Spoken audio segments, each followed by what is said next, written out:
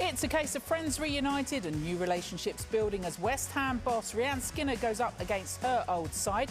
Only Katrina Gorry starts from their busy January buys. Sissoko, the one change from the FA Cup.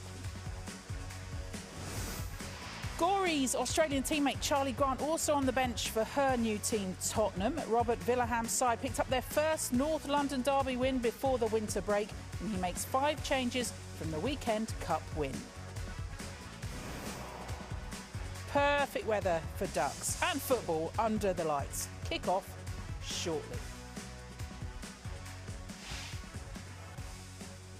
No blowing these two off course. Mark Schwarzer, Izzy Christensen here for the long haul. Let's hear from Rhian Skinner, the West Ham boss. She says this is just another game as she goes up against her old side. She's with Natalie. Rhian, Katrina starting again, Kirsty on the bench. So what kind of impact do you expect these players to have on and off the pitch?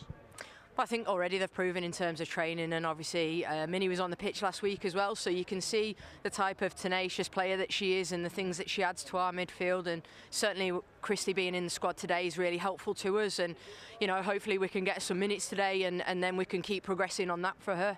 Yeah, with Bristol City losing today, how much of an opportunity is this to open up the gap for this relegation spot?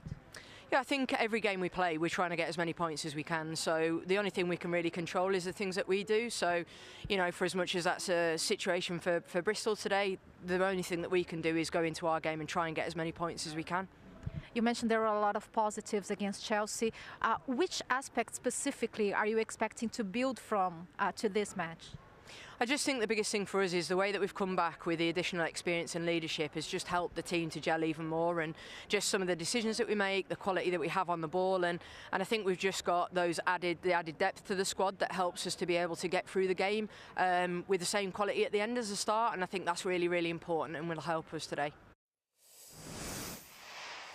Mark, having a little look at those big signings that she's brought in, she looked for that experience and she's got it, although we're only going to see one of them start today. Yeah, I think it's really important when you're in a situation like West Ham are in, almost like free fall, bad run of form. You want to try and bring in some experienced players that have proven to be able to play at top level.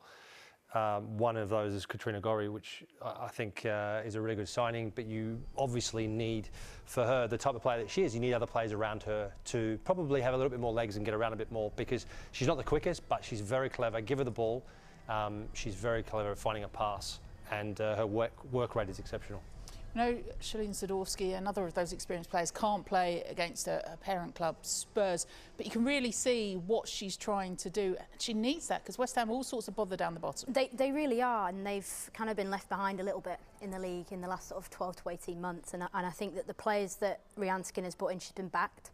She's brought in experience, Katrina Gorry, Shalene Zadorsky, and obviously Christy Mewis, who's 57 caps for the US national team. So, you know, she's got a project to build around there, and I think with what she needs to do now is really develop the game understanding of the squad so that they can hang on to results, because we know that they're not particularly good at coming from behind to win games. And I think looking at the league table, listen, they are in danger, that's not lie about that, but they need those players to step up and step up quickly. Mewis, we know she's on the bench tonight. She's coming back from injury, but again, what she will have offered in training and the build-up today would have been all important. I think it's really important when you do have those experienced players in and around the group. And they're also full of fresh enthusiasm, because they haven't been at the club that long. They haven't experienced the lows of what West Ham have been through throughout this course, even this season, but also the whole of 23. When you look at the stats, yeah, they're pretty poor for West Ham. So I think it's important to get fresh faces in, new enthusiasm, and hopefully it lifts the group. You mentioned how poorly they're doing in the table. I mean, they could have been bottom going into this tonight, but for a late goal for Brighton. They were taking on Bristol City. Turland, who we know is real quality and class for this side. Yeah, well, Turland, she's had a fantastic season, and I'll speak a bit more about her later, I'm sure. But this is an exceptional finish, really instinctive top corner, and that's a massive, massive win for Brighton, who were looking like they were potentially going to get dragged into that, and that would have been a really crucial point for Bristol City. But looking at tonight's game for West Ham, you know, they've really got to look at this, and they need to take at least a point from tonight. Yeah, confirmation that 3-2 win for Brighton over Bristol City. The day started with Chelsea with a 3-1 win over Manchester United. We brought you Manchester City 5, Liverpool 1 at lunchtime today. Wins 2 for Villa and Arsenal in this first weekend back from the winter break in the WSL.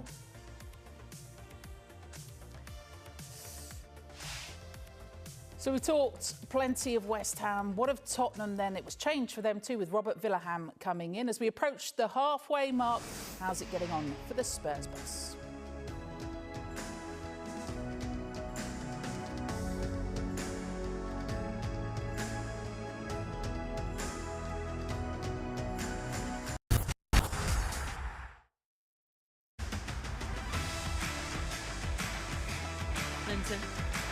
Forward to Thomas. Space opening up now for Tottenham. Here's Bizet. Naz is making herself available too. Bizet across, looking for Thomas! Tottenham Hotspur have the advantage in the North London derby. Yeah, perfect team goals saw Spurs make history with the first win in that North London derby. Will 2024 see more magic for Robert Villaham's side? He's with Natalie. Robert, you have injured players back on the starting 11. You have signings available as well on the bench. So what do you expect from all these new additions and some not so new, right? I mean, I think we are looking forward to take the next step in our journey. I think we had a good first 5-6 months, and now I want to see if we can actually take the next step with new players in the squad, all players coming back, and see if we can actually play even better football, scoring even more goals. So it's going to be an interesting 6 months to come for the summer, and now we have really good options. So I'm very pleased with the squad right now. Yeah. With new signings and important players coming back as well, and with the winter break in between, how do you pick up from that Arsenal performance? I mean, when we went on the holidays, it was nice to have that in our package, right? But when we come back, we start a new journey and new relations and everything. So it's kind of a new start. And we had 2 games with Charlton, and then Sheffield United was a little bit, you know, not the best games. So we needed those games as well. But hopefully today, when we get Evelina and Olga back in the starting 11 as well, to make sure we look the way we want to look and play the way we want to play, and then hopefully we can have a good result as well. The last WSL match, you also had the clean sheet. Do you think for this second half of the season, building the defense and the way you should defend is really a priority? I mean, I don't think it's a priority. I want to score more goals, but I think it's easier to win games if you have a clean sheet as well. And I think we learned from the last games, when we had a clean sheet against Arsenal, it was enough to score 1 goal and then we won. So, of course, we're going to work on the defense as well, but most of all, I hope we're going to work on the patterns and how we're going to score goals. New year, no new you from Robert Villaham. We want to score more than you. Are you surprised? He said, yeah, we're working on the defensive side, but still with that attacking mindset. Yeah, and it'd be really refreshing to hear, especially if you're a midfielder or forward playing under him. You know, he seems to have a really exciting style of football. We've seen that, obviously, before in December. That win against Arsenal at the Emirates was an exceptional performance from them. So we know how they can play attacking-wise. He's got a lot to build on. Defensively, they have been poor at times. There's been some real frailties, especially in the centre-back area, and they've recruited and they've brought in a player in Nilden who's got Champions League experience playing for Juventus. So I think that he's obviously alluding to the goal scoring there, but I think that he will be working on the defence, especially in the next 6 months. Yeah, Grant as well on the bench too. Just though you can see he's still going with that attacking mindset. He is, and I mean, Charlie Grant is also a player that is very attacking minded. I mean, her movement forward is some would say excessive. I think she's really good at going forward. She does it a lot, doesn't she? I mean, she's just always looking to get forward every opportunity. What would you say? I would say that she, yeah, I'd say it's quite extreme, but I would say that she's someone that needs to learn when to go, when not to. Because at the moment, she's so fit, has the ability to get up and down all game. But there are moments where I feel that she's running just for the sake of running. So she just needs to get that little bit of control, a bit of an understanding of knowing when to make those runs forward, not every single time the play goes up. Look at the business he's done. He told us, Robert Villaham, before the break that he was sorted. He knew who was coming, which allowed him that preparation time. Have a build on the squad that they've got. Robert Villaham, I really like his approach. He seems very fresh with his ideas. So he's been backed, he's got the players in, and it's an exciting time for Tottenham. It's got a little bit of everything, this, hasn't it? Managers against their old team, players trading places. Good job that we've gone familiar in the commentary box, although I think they probably had to tie themselves down. Such is the wind there. Taking you through this one then, David Stow alongside Gilly Flaherty. Thank you, Karen Hine. Whatever the level, whatever the weather, wherever the setting and whoever takes to the field, West Ham United against Tottenham Hotspur is a fixture that pops off the page. It is usually fast and furious, frantic and fascinating, and always means more than just another day at the footballing office. Add into the mix the campaigns of contrast being played out by the respective sides, and there should be much to discuss and debate as the evening develops. Oh, and the weather, by the way, has been and may well continue to be horrendous here. Well, 2023 was a real slog for West Ham, and they are crossing their fingers for a brighter 2024. Mackenzie Arnold is back fit and wears the gloves ahead of Megan Walsh, who's been deputising in the league of late. The only Hammers change from the FA Cup after extra-time defeat against Chelsea is enforced, as Shalina Zadorsky's on loan from Spurs and therefore can't play against them. Hawa Sissoko replaces her. There's a Hammers WSL debut for Katrina Gorry in the middle of the park, one of the host's recent reinforcements, alongside regulars Shimizu, Smith and Hayashi. And the talented duet up top will look to pen Tottenham in and make their chances count. The bench includes January signing a potential debutant Christy Mewis and former Spurs keeper Katie O'Hanlon. A win today for Tottenham and they would equal their points total from the whole of last season, and we're only in January. August signing Barbara Votikova remains in goal for a 4th straight game. The backline includes Ash Neville, who's the only player to play in all 8 previous WSL clashes between these two sides. Amy Turner returns after missing the cup win over Sheffield United. Celine Bizet has 2 goals in her last 5 games and takes her place in an industrious Spurs midfield quartet. Martha Thomas used to adorn the claret and blue shirt in these parts, even scoring on her debut for the club. These days she is Spurs' top scorer.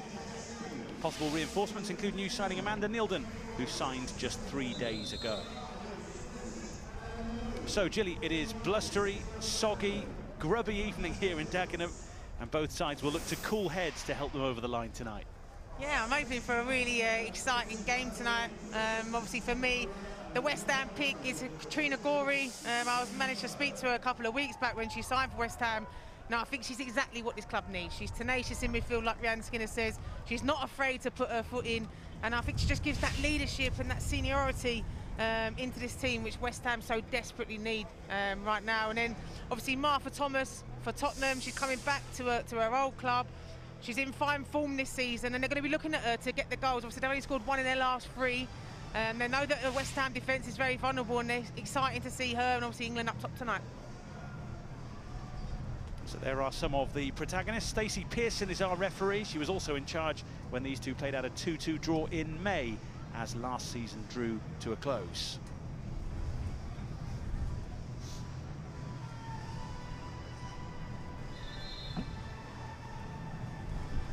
The teams will swap ends as the countdown to kick-off continues.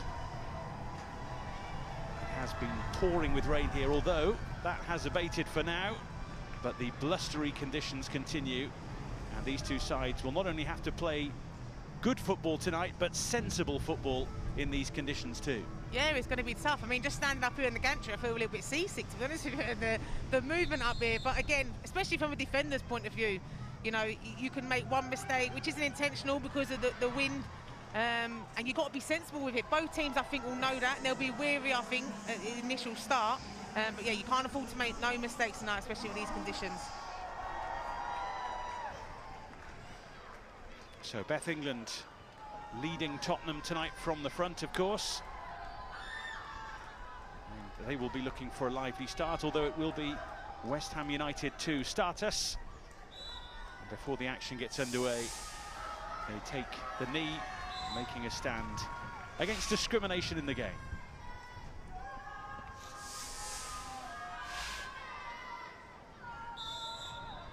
Well, this one should be fun. West Ham against Tottenham usually is. And there have been goals aplenty around the division already this weekend, so let's hope that trend continues here this evening. The gale force winds and driving rain that have been forecast may well keep everybody on their toes, on and off the pitch. We'll see how these two sides adapt to this evening's conditions, and indeed just deal with each other. Yeah, like I said, I think you're coming back off a winter break as well, so they did have the FA Cup games last week to sort of get into their stride again, but WSL is a different intensity, so I think both teams just start off being a little bit weary, a bit safe, and getting into the game. As I say, looking to get West Ham United going. First claim for Votikova in the Tottenham goal. Amy Turner. I think it's one of them ones as well, with the conditions how it is. You're going to see players be brave and try and take them shots from distance. Obviously, I played with Emma Snell. She's got that in her locker as well. You can see her open up.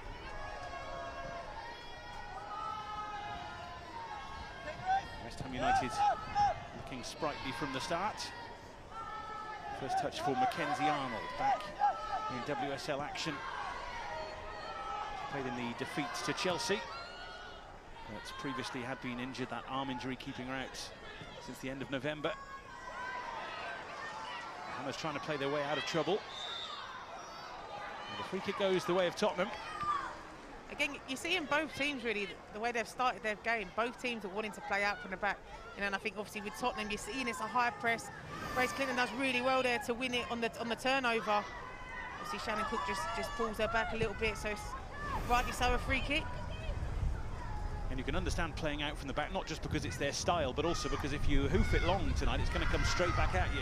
Yeah, there's no point of going long, because like you said, it's just going to hold up in the wind. If you're playing with the wind, you know you can put you don't have to put as much on it, and it's going to be able to be carried with the wind.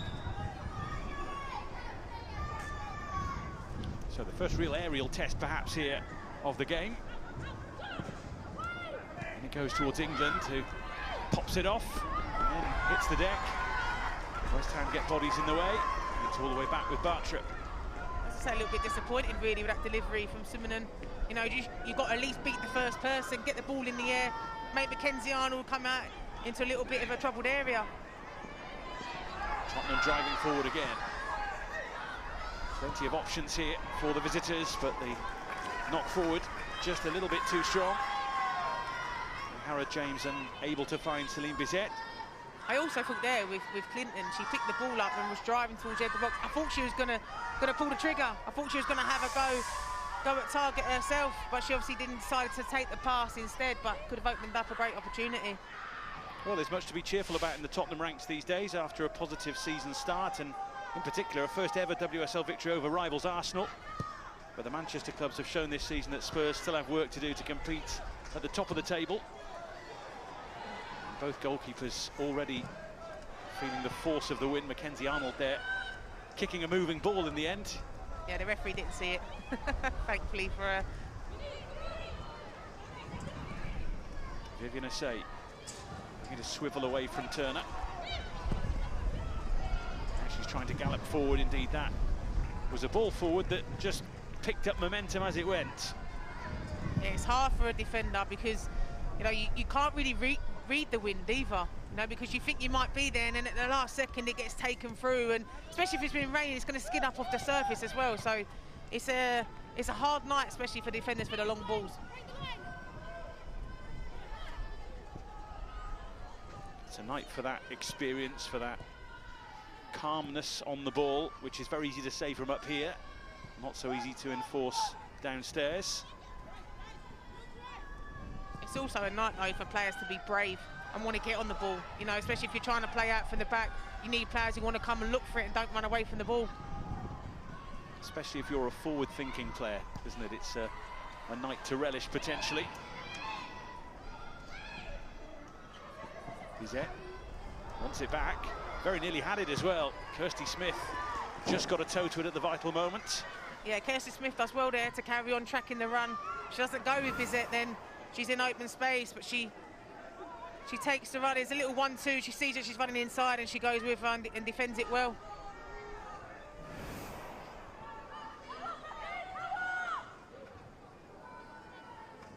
James with the throw, looking for England. Trying to take it away from Sissoko. Bizet there as support. She wants the throw. She gets it.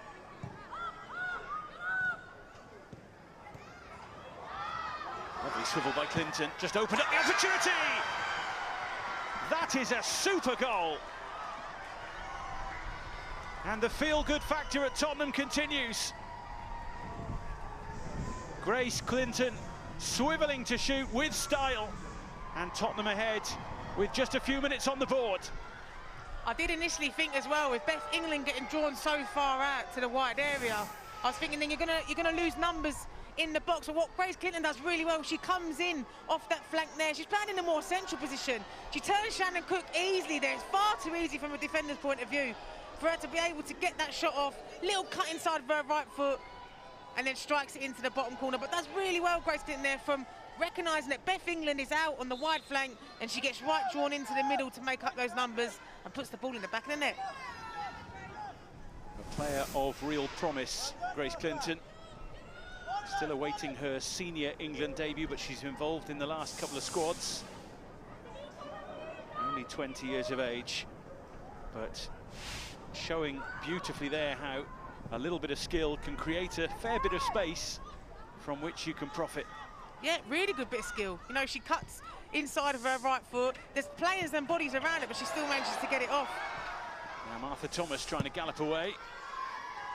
Just slowed down enough in the end by the combination of conditions and the presence of Shannon Cook.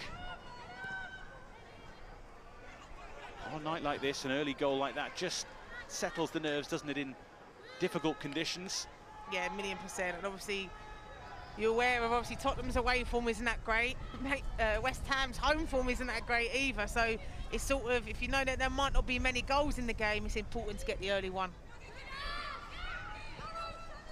As Tottenham have won just 2 of their last 13 away games. The last win coming in October, 4-2 victory against Aston Villa.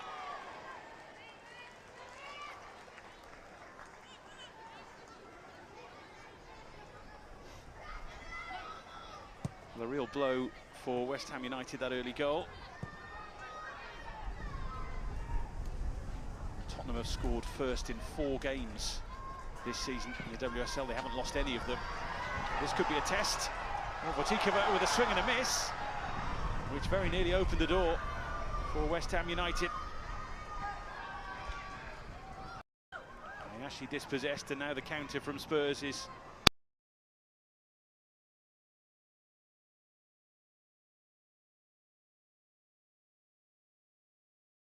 high line as well, which helps out. So I thought initially you're in a really good position there to deal with it, but then it's an air kick, which again is down to the conditions.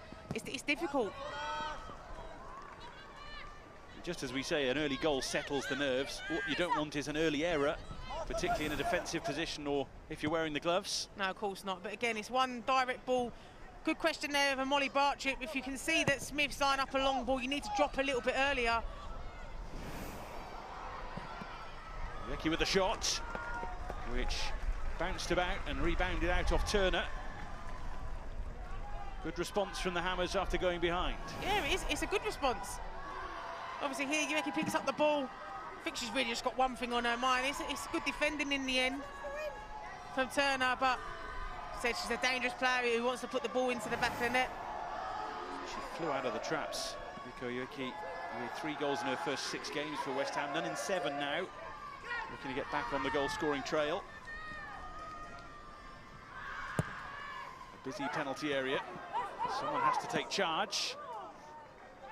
In the end, it dribbles away harmlessly, really, for a Tottenham Hotspur goal kick. Yeah, and this is the sort of game as well, especially we're talking about the conditions. If you can get set pieces, you can get corners, you can get free kicks where you can put the ball into a dangerous position. With the weather conditions, Harry, it's going to be tough for defenders, and you might not get a clean connection on it, but you might be able to just get enough to direct it towards goal. Rayan Skinner has stressed that her focus is purely on West Ham these days, despite her previous ties to tonight's opposition. She spent roughly 2.5 years at the Spurs helm before being sacked in March, including leading them to their highest ever WSL finish of 5th in 2022. Both coaches here tonight have recruited well in the January window so far. Switch from Sissoko, picked off by Clinton.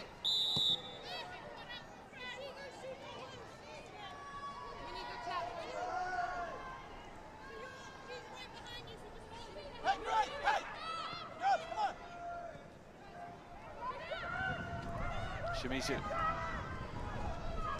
2 waiting in the box, including Kirsty Smith trying to peel away from the Tottenham back line.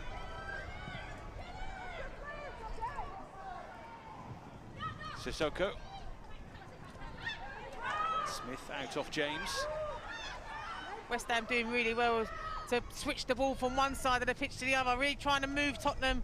Now Tottenham are sitting there in a nice position behind, they're letting West Ham have the ball. They're really trying to move them from one side to the other. Smith. Plenty of options in there, including Schnerler. Essay skipping away from Turner and from Bizet. But then it all comes to nothing. We've talked about the recruitment during January, which both coaches are pretty happy with. Selina Zadorsky with a watching brief tonight, ineligible to face her parent club. Made her West Ham debut in the Chelsea defeat a few days back.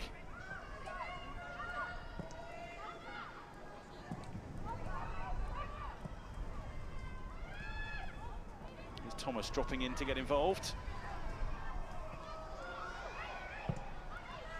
Fired up towards England. And they can build from here. The likes of Clinton and Bizet running forward. James as well. But Ash Neville just couldn't quite get it through.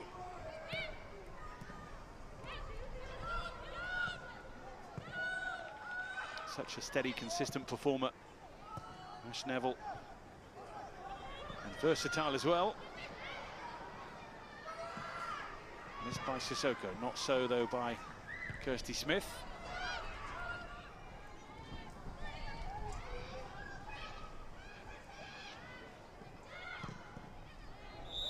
Others rebounded.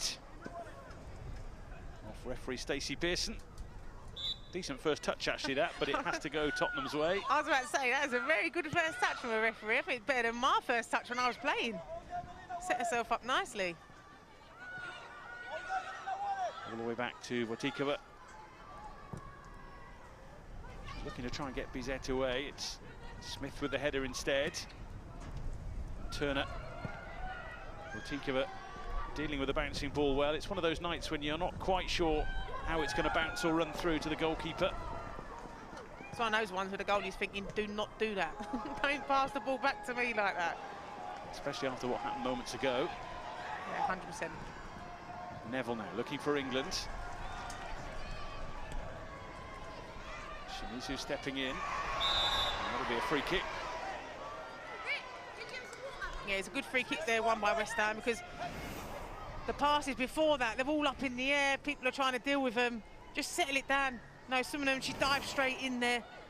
But just settle it down, get the ball back on the floor.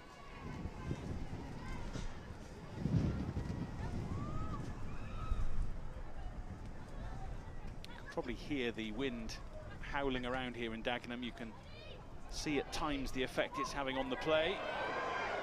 There's a good old-fashioned coming together ends in a Tottenham goal kick. Yeah, I was questioning there whether that was a foul on Ueki, but I think Amy Turner, she looks innocent with that. I don't know if it's just the coming together, both running towards the ball. Quite a way out as well. You've been involved in so many dust-ups like that, haven't you, in the past? Never. Would I do such a thing? But it's important, isn't it? Not every contact is a foul, is it? There's a bit of rough and tumble that sometimes... And sometimes it's the forwards that are giving it. There speaks a defender.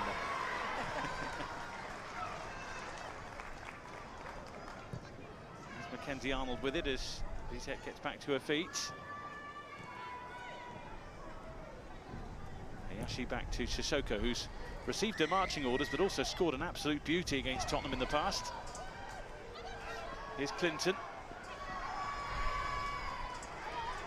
Just caught on it, but Spurs still have it here with James.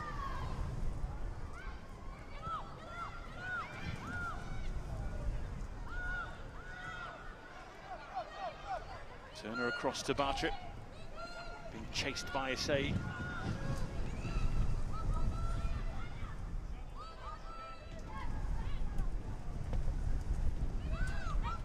Even when the ball is rolling towards the players out there, the wind is moving it around, holding it up. Thomas will leave it for England. And England will take it on and put plenty behind it. Just straight at a grateful Mackenzie Arnold. Yeah, I was watching that because I thought Shannon Cook did really well, because I think she was looking at Martha Thomas to do the run and was offside. So she sort of held the line. Then Beth England picked it up. Thomas trying to skip through, and that'll be a free kick. that's where the offside rule is a little interesting, isn't it? Particularly for you guys at the back. Yeah, you can see Shannon Cook, she was fuming with it as well, because she initially holds it, but then obviously Beth England isn't offside. She gets caught up in a little bit of a toss and a turn then, but yeah, it's hard, but obviously it's in the game. Do you know what I mean? She's not offside.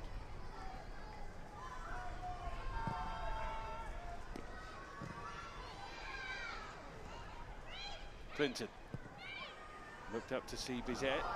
Sissoko was there just to usher it back towards Mackenzie Arnold. Yeah, it's the right idea. It's just the execution there from Clinton. Needs to bypass Sissoko. She has to be careful tonight because a yellow card would bring about a ban. Here's Smith.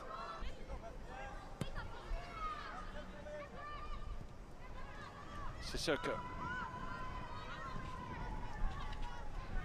Smith. Equally happy to pop up on the right or the left, of course, and Sissoko can pop in as a left back or a left wing back or a left centre half. Yeah, they can mix it up at the back as well. Obviously, they're looking at playing a three at the back. They can go to a four as well and put more bodies forward. But I just would like a little bit more from West Ham's midfield. I think when the ball comes out to Smith from this left-hand side, she doesn't have anything at all. You have Ueki making a run, but she hasn't got any support at all from her midfield. Of course, it's important to remember West Ham United without a win in 8 games in the league, without a win in 10 in all competitions. So confidence and perhaps footballing bravery might be at a bit of a low.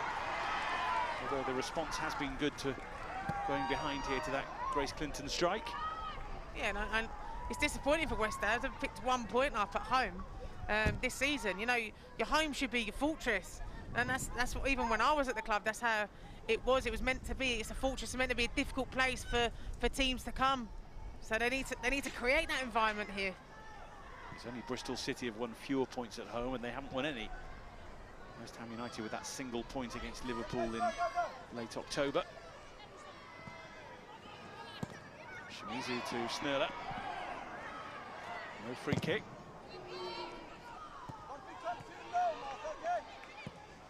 They build again with Asai. She set herself up nicely with a... Those kind of moments just create an opportunity which you can't pass up. Yeah, you're not going to moan about that happening, are you? You know, you have to take it. Sometimes it's well with a pass, you take a touch. In these conditions, you take a touch and it bobbles somewhere else and it spins something else. So she was just unfortunate that it didn't pay off and get towards the goal. She scored in that 2-2 draw between these two sides in May. Indeed, that was her last goal and her last WSL start. Now Thomas on the run here. Being watched by Amber Tisiak. Just couldn't find anyone in the middle. Only Bizet really was well forward. England joining.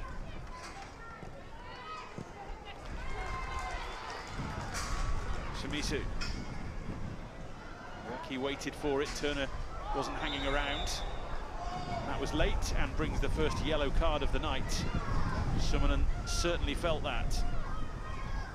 Yeah, that was a late tackle. Obviously, Amy Turner set the tone in the first tackle because she obviously come through on that one there.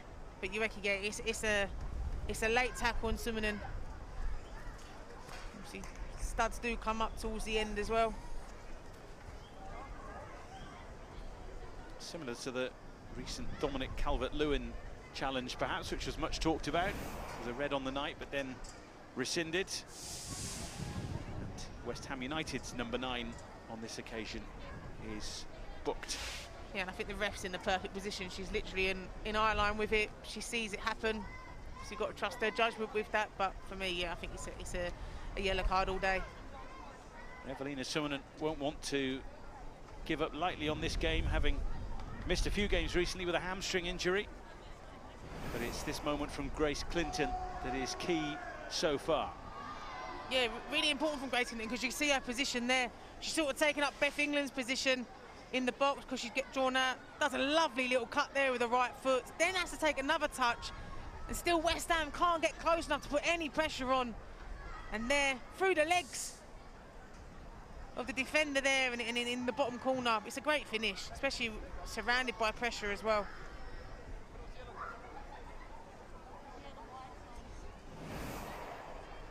Yeah, Bristol City's Young Player of the Year last season, winning promotion to the WSL, winning the championship title, of course, on loan from Manchester United.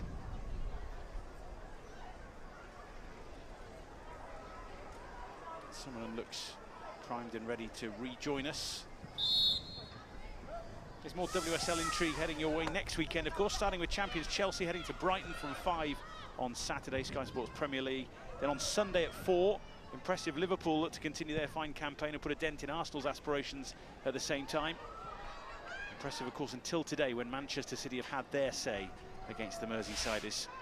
And the season continues next weekend. Fascinating to see what happens in those two.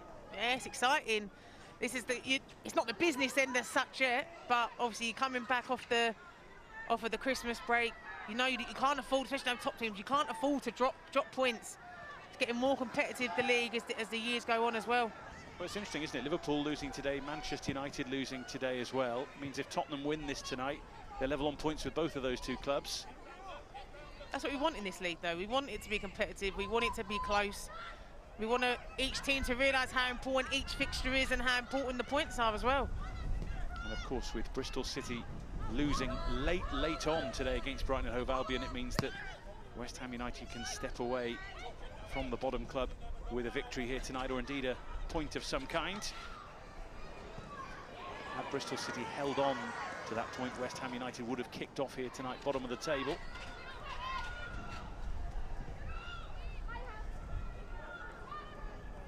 Beautiful goal as well from Elizabeth Turland to win that game. One of the stars of the campaign so far. Here's England. A little loose from her, but she's got the strength to win it back. Yeah, obviously she's dropping a little bit deeper there, England.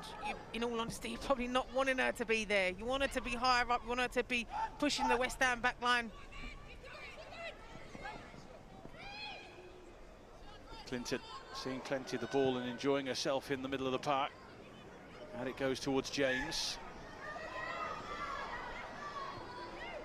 Poked on again for Clinton. He decided to have another go. Mackenzie Arnold saw that all the way.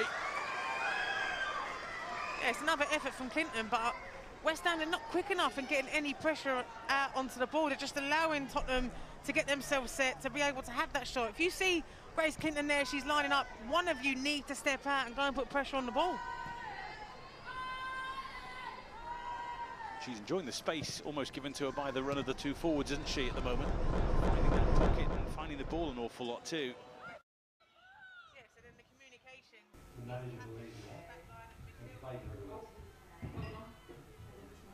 Bizet had the ball and lost it. Forward up towards Asay, nicely taken down. Turner in hot pursuit. Well, the deflection might be a problem. Botikova watching it closely. Yeah, you can see as soon as Asay got the ball and she cuts back inside, you can see exactly what she's wanting to do.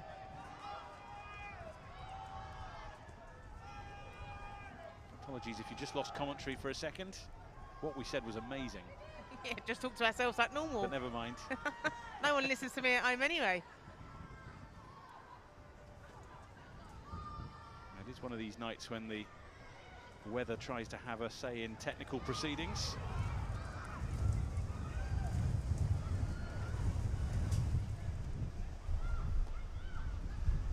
Bartrup trying to protect the ball. Yashi stepping in. Ball became very crowded for a moment there. West Ham United emerge with it. Here's Gorry.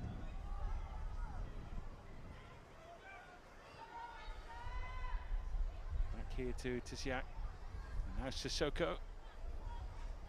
Stepping away from England. Asay swivelling past James. Options arriving now. Botikova was always favourite as it rolled across the 6-yard box. It's a dangerous ball from Asay, but there's no runners there from West Ham to really get into that 6-yard box, to get across the goalkeeper are sort of all holding out or looking at the back post. You need someone brave enough to get in there, run right across the eye line of the defenders and the goalkeeper and make it difficult. Of course, at times last season, that was her role, wasn't it? To be up top and to get the goals. West Ham United also missing Dagny Brynjasdottir, who hasn't played this season, of course, as she's expecting a child.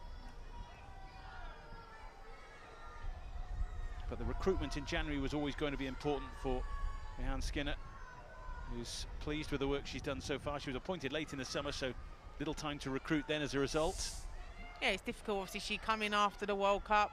She didn't have long with the team. And again, I think it's difficult January transfer window anyway, because a lot of players who you potentially might want to sign are in contracts, and it's difficult to buy them out. So I think, yeah, give her a full pre-season as well at the end of this season, and a real chance to recruit the players that she wants to recruit. Tikova managing to slide it away from Asai. Tottenham in a spot of bother here, but determined to get out, and the challenge on Bizet allows them to do that. It's really brave play from Tottenham as well. You know, I'm watching it heart in mouth a little bit, because obviously they are being brave and West Ham are pressing, but it's just probably looking at a little bit silly free kick from Hawa Sissoko there. But it's good play from Tottenham. An expensive one as well, because she'll miss the WSL game at Bristol City in a week's time as a result of that yellow card, a game that is, when you look at the league table, a big one for the Hammers. Yeah, and it's hard because they want to get a bit of consistency as well. Obviously, they'll have Sadolski come back for that game, but obviously Howard, she is an experienced player, and she's a player that can give a lot to the team. So you're going to want her on the pitch, not sitting in the stands. Asai tiptoeing along the line. Gorry. Bizet wants the ball back, so does England. Get on with it, says the referee. Yeah, Gorry there just needs to move the ball a lot quicker than what she is. She don't have the time in the WSL, especially in those midfield areas, to take 5, 6, 7 touches, especially not when you've got a player like Beth England around you as well. There's been much talk, though, about the fact that West Ham need experience with the various players in the last 18 months or so who've left. Obviously, yourself not involved now with the Hammers. Katrina Gorry coming in at 31. She's played in Australia, Canada, America, Japan, Norway, Sweden, and now England. Yeah, I think she's a really good signing, and I think what's good about her is that she's used to going to teams in this period. So, you know, she's obviously fit. She's just coming off of the back of another team, so she's been in season. So she hasn't got to wait ages to get match fit. But again, you don't have the time that you do in pre-season to mix with the team and blend with the team. You've got to go straight into it. But I do think she's a great signing for West Ham. Played at 6 major tournaments for Australia, over 100 caps. And already looking very at home on the ball in the middle of the park for the Hammers. She walked out here tonight with her daughter as well. A special moment for the family. In from Smith. Tikova was there. It was Ueki who was closest to it from the host's point of view. Yeah, dangerous ball in there from Smith, but not enough bodies in there for me from West Ham. Now, if Tottenham are set behind and they're in shape, you know, you have to have a couple more bodies committed forward to disrupt them. Gorry's touch. Asai met by Turner. Wasn't happy with the nature of the challenge. Breaks the way of Martinen. And now Thomas. We've not seen an awful lot of from a Tottenham point of view. No, she's had a bit of a quiet first half. Maybe that's because I give her my player to watch. She's jinxed me. But yeah, I think for me, she's dropping deeper and deeper to try and get the ball. You don't want a player like Thomas that. You want Thomas on the back line. You want her being that threat. You want her stretching the line with her. She's got a lot of pace. You want her to be causing problems to the West Ham back line, but she just hasn't been able to get into this game so far. One of those players who could come into her own in an instant, though, of course. Let's see how it develops. For now, it's with West Ham and Kirsty Smith. Sissoko.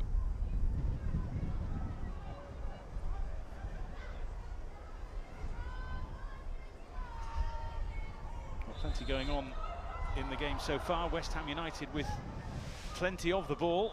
And they're making Tottenham Hotspur think, aren't they? Yeah, they are. Obviously, they're controlling the ball in the middle section. Obviously, they're a lot of the ball is in the Tottenham's defence as well. But it's about what you do with the ball. It's all well and good having all this possession, but it's about what you're creating. Are you troubling the goalkeeper? Are you making Tottenham get a little bit nervy and panicky at the back? And it's who has the better chance, and ultimately it's who puts the ball in the back of the net. James trying to help it on. Ueki back to defend. This is Gori.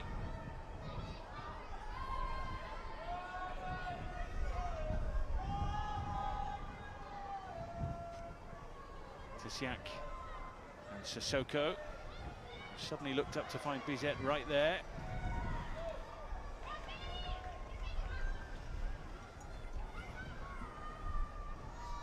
Smith. Straight to Summonen, who certainly seems to have shaken off that knock.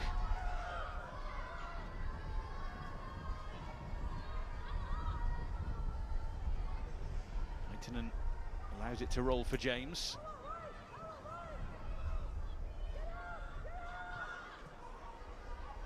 Turner across to Bartrip.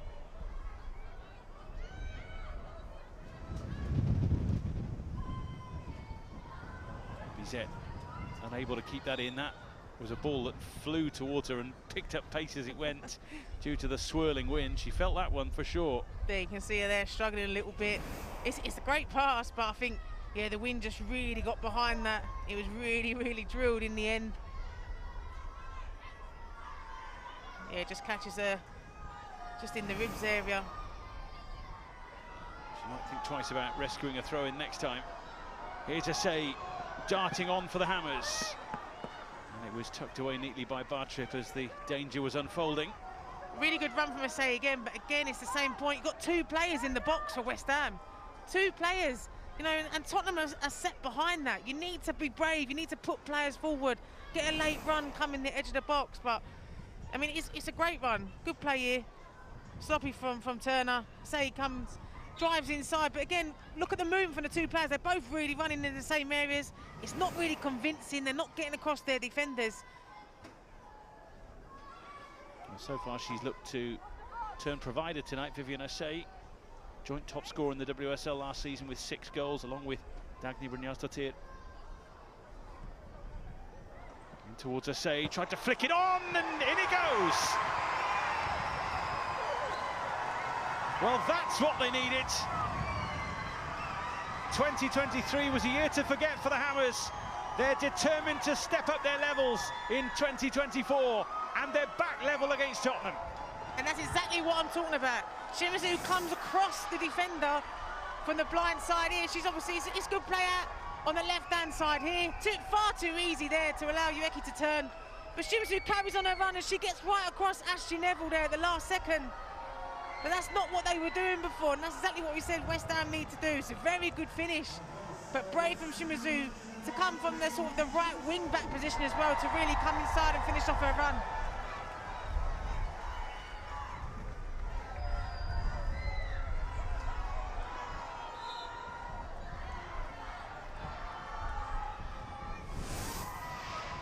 We welcome viewers on Sky Sports Premier League just as West Ham United grab an equaliser. Risa Shimizu's first goal for the club. That levels it all up. 4 goals for her country during the course of her career. One of those players who's been so important to West Ham since signing for them and darting forward here, there and everywhere. She finally has a reward in her 42nd game for the club. Yeah, really important as well, because she's sort of playing in that wing-back position. You can't switch off when you're on the opposite side. She finishes off her run, like I said, gets across the defender. Ashley Neville's got no awareness of where she's at all, and yes, it takes a deflection. Ashley Neville obviously does the initial tackle and it comes back off of her, but she's got to be in the position in the first place to be able to win that. Gori looked up and thought, why not? Why not indeed? Botikova made it look simple in the end, but plenty of movement on the strike nonetheless. It's give West Ham, I think, the belief, that goal as well. Obviously, they've had the better of possession, but it's given them that belief. Gori there picking the ball up, being brave to take that shot on.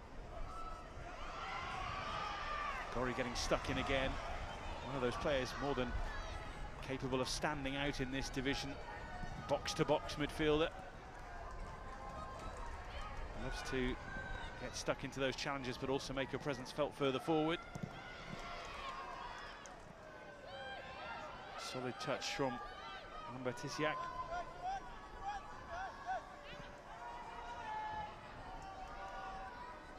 Leitonen now. 8 minutes to go to the break. We were saying earlier there'd been promising signs from West Ham United, but without any real punch up top. They've got that now. Yeah, and I think thoroughly deserved from the way, obviously, they did concede a goal early on, but they didn't panic. You know, they built the momentum. Bartrip marshalling that home. A combination of up and away, which isn't easy tonight in the swirling wind. Smith. Hayashi taking on Bizet. Smith goes again. James has the answer. Couldn't get any real distance on the clearance though. Here's Sissoko. England just trying to ruffle some feathers there. She's managed to whip the ball away as well. Summonen looking for Thomas, but that's always bouncing away. The problem you have there, though, is obviously, yes, Beth England does really well to win the ball off Sissoko, but you've got no one stretching West Ham's back line because Beth England's picked the ball up, and then Martha Thomas is actually deeper as well. So just able to watch the goal again here. Shimizu, she doesn't stop her run, she carries on her run, gets right across the defender, gets that luck, but you, like I said, you have to be in that position to get that luck anyway. It's her first club goal since May of 2022, when she was playing back in Japan.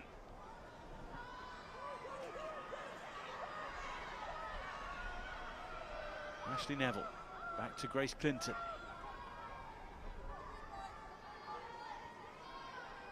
Shimizu on defensive duty, and Clinton has managed to steal a march on her. And England with a header, which was bending all the time, but not quite enough from her point of view.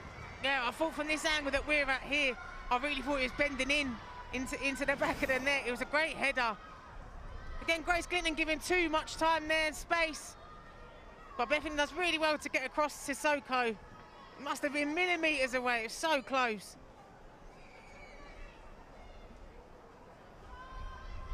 It was just curving, wasn't it? As it left her forehead, the wind was behind it, but it wouldn't dip into that near post.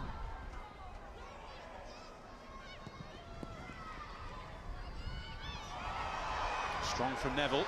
West Ham United say maybe too strong. On goes Thomas. And Mackenzie Arnold had to shovel it clear. Yeah, for me, I think that's a great tackle. I don't think there's much wrong with that at all. Sets Martha Thomas off on her way. It's a good save from Mackenzie Arnold and pushes it far enough. West Ham United still have a player down. Who has stayed down. It was Katrina Gori, who's been down ever since that challenge. The ball is now going to stay with Mackenzie Arnold for a moment. I think you can see her, she was holding her right calf a little bit. She's saying she went straight through the back of me.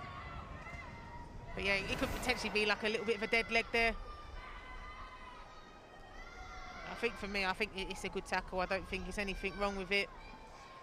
Just look at this angle again here. Yeah, I think with Katrina Gori, she's trying to plant her feet and then potentially protect the ball. Whereas we think Ashley Neville, she's just got the momentum to carry on with the tackle. Well, she's clearly, she's been booked for what she has said there. Protests were clear to see, but she's verbally overstepped the mark in the eyes of Stacey Pearson.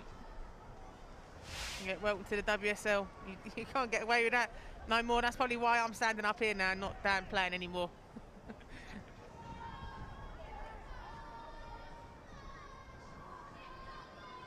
She's just trying to calm the situation down here, Stacey Pearson. Amy Fern is now getting an earful from Katrina Gori.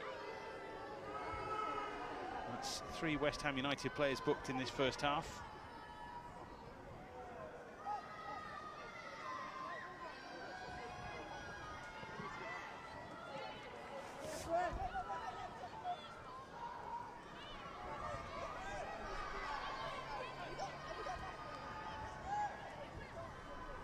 Well, she's revved up.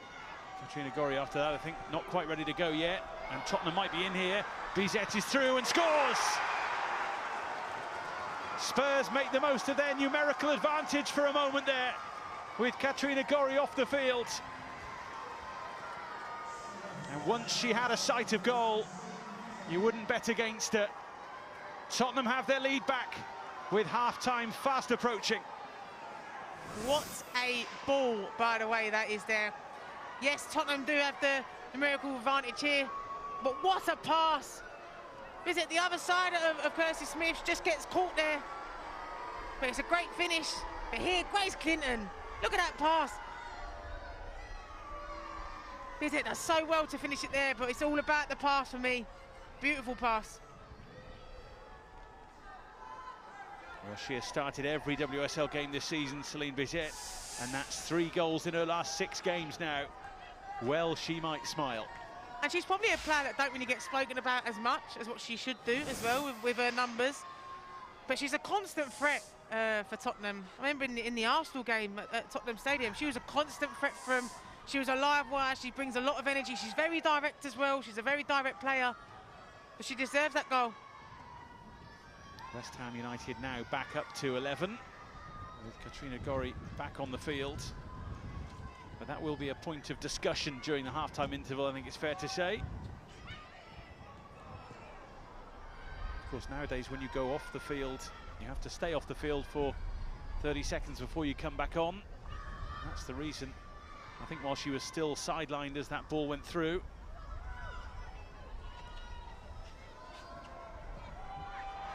Smith stopped by James, who will now look to run into the space. Bizet's after this one. Clinton in the middle, England as well, Thomas too, but she couldn't quite pick out any of them.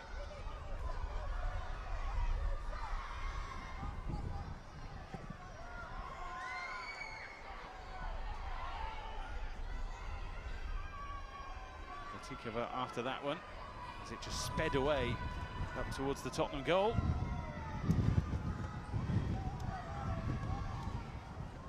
Probably are sitting at home thinking that the wind isn't too bad, but we're getting buffeted about up here, and there are some brave people on platforms holding cameras, bringing you the action into your living room.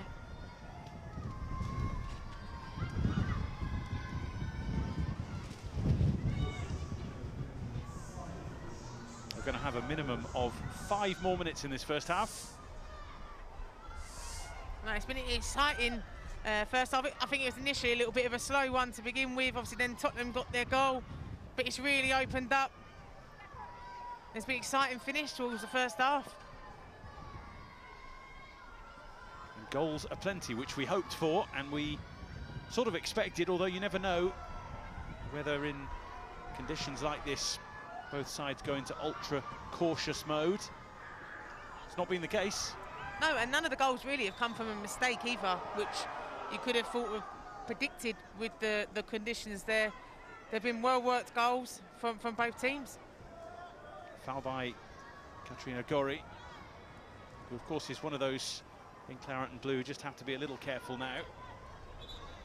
Yeah, they won't be able to afford to have her potentially, obviously, come off the pitch. You want to keep her on the pitch, but she's got to learn quickly, especially in the WSL. One with the dissent in regards to the referee, especially how it is this season as well. But the team needs you on the pitch. It was Turner. Away from her after Spurs had clean hands against her former Manchester United teammate Kirsty Smith.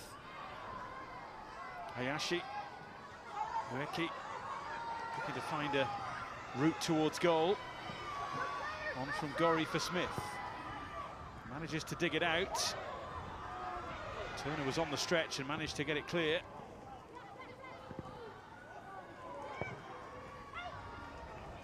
England, that's lovely. A deft touch to set Clinton away.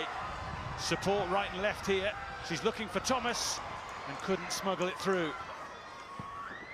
You question whether Ashley Neville will be a little bit fuming because she was free on the left-hand side coming up. It's hard. You see what Clinton was trying to do. She was trying to slip Martha Thomas in, but it's good defending there from West Ham to get back around the ball.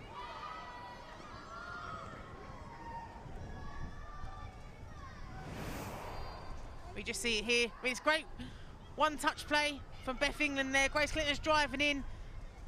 Titiak does really well to delay, really, because she's probably not really aware of where Martha Thomas is, but she's fully aware of Ashley Neville coming, obviously, on her right-hand side. So she's just trying to delay, and get herself in a good body position, which is what she does to intercept it. Trying to cover both bases there, wasn't she? And she did particularly well at it. It is a Spurs corner. Swirling into that box, out as far as Clinton. And pings it back from where it came. Oh, that's a tester in England! Well, you just expected that to be 3. I think she'll be kicking herself there that she's not hit the target from that position. You would bank on Beth England to put that away. It's a great ball in. West Ham just completely switch off at the back. But yeah, from Beth England's standards that she sets herself, she's got to be putting that away. She's got to be putting the ball in the back of the net. And her standards are very high when you consider that she's played 17 times for Tottenham Hotspur and scored 15 goals. She'll be kicking herself that she wasn't wheeling away, celebrating number 16 there. Yeah, because it's set up really nicely for her, because Ueki completely switched off, allowed England to run off her. But yeah, knowing Beth, knowing how she is as a player, as a person, she'll be frustrated that she hasn't put that away. She's also got 9 and 12 against West Ham. So she's been the scourge of the Hammers frequently in the past. I think I've been on the receiving end of some of them goals as well when I was at West Ham. Wasn't going to mention that. No, only one maybe, 1 or 2. Bizet with a challenge. She's hurt herself in the process. She stayed down here. West Ham United carry on with Tisiak. Sissoko looks in some distress here, Bizet, actually.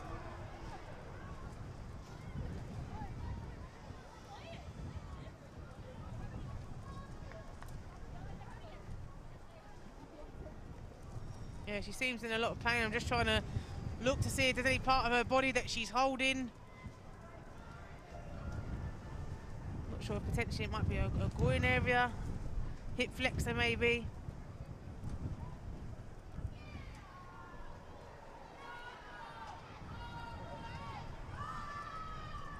She's not looking comfortable. We have played the added 5 minutes, so Spurs won't necessarily rush into a change here because they have half time to assess her and make sure she's okay to continue.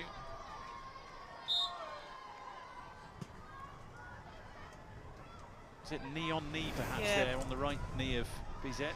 Yeah, potentially. Just one of them ones as well. They're not nice. They're not comfortable. Shea stepping in, going down. West Ham United were asking a question there of a penalty kick, and nothing is forthcoming for them. Yeah, it'd be interesting obviously to see this one again. I mean, I think Asay is pulling Bartrip's shorts beforehand. Yeah, she's pulling her shirt there.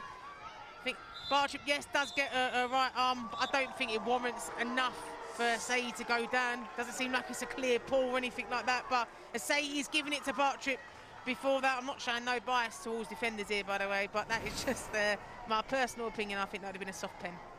And that is the last action of a busy first half. We thought there'd be goal-scoring action between these two, and so it has proved. Plenty of intrigue after goals from Clinton and Shimizu. And then Bizet coming up with the decisive goal in terms of giving Tottenham Hotspur the lead at the break. It is West Ham United 1, Tottenham Hotspur 2.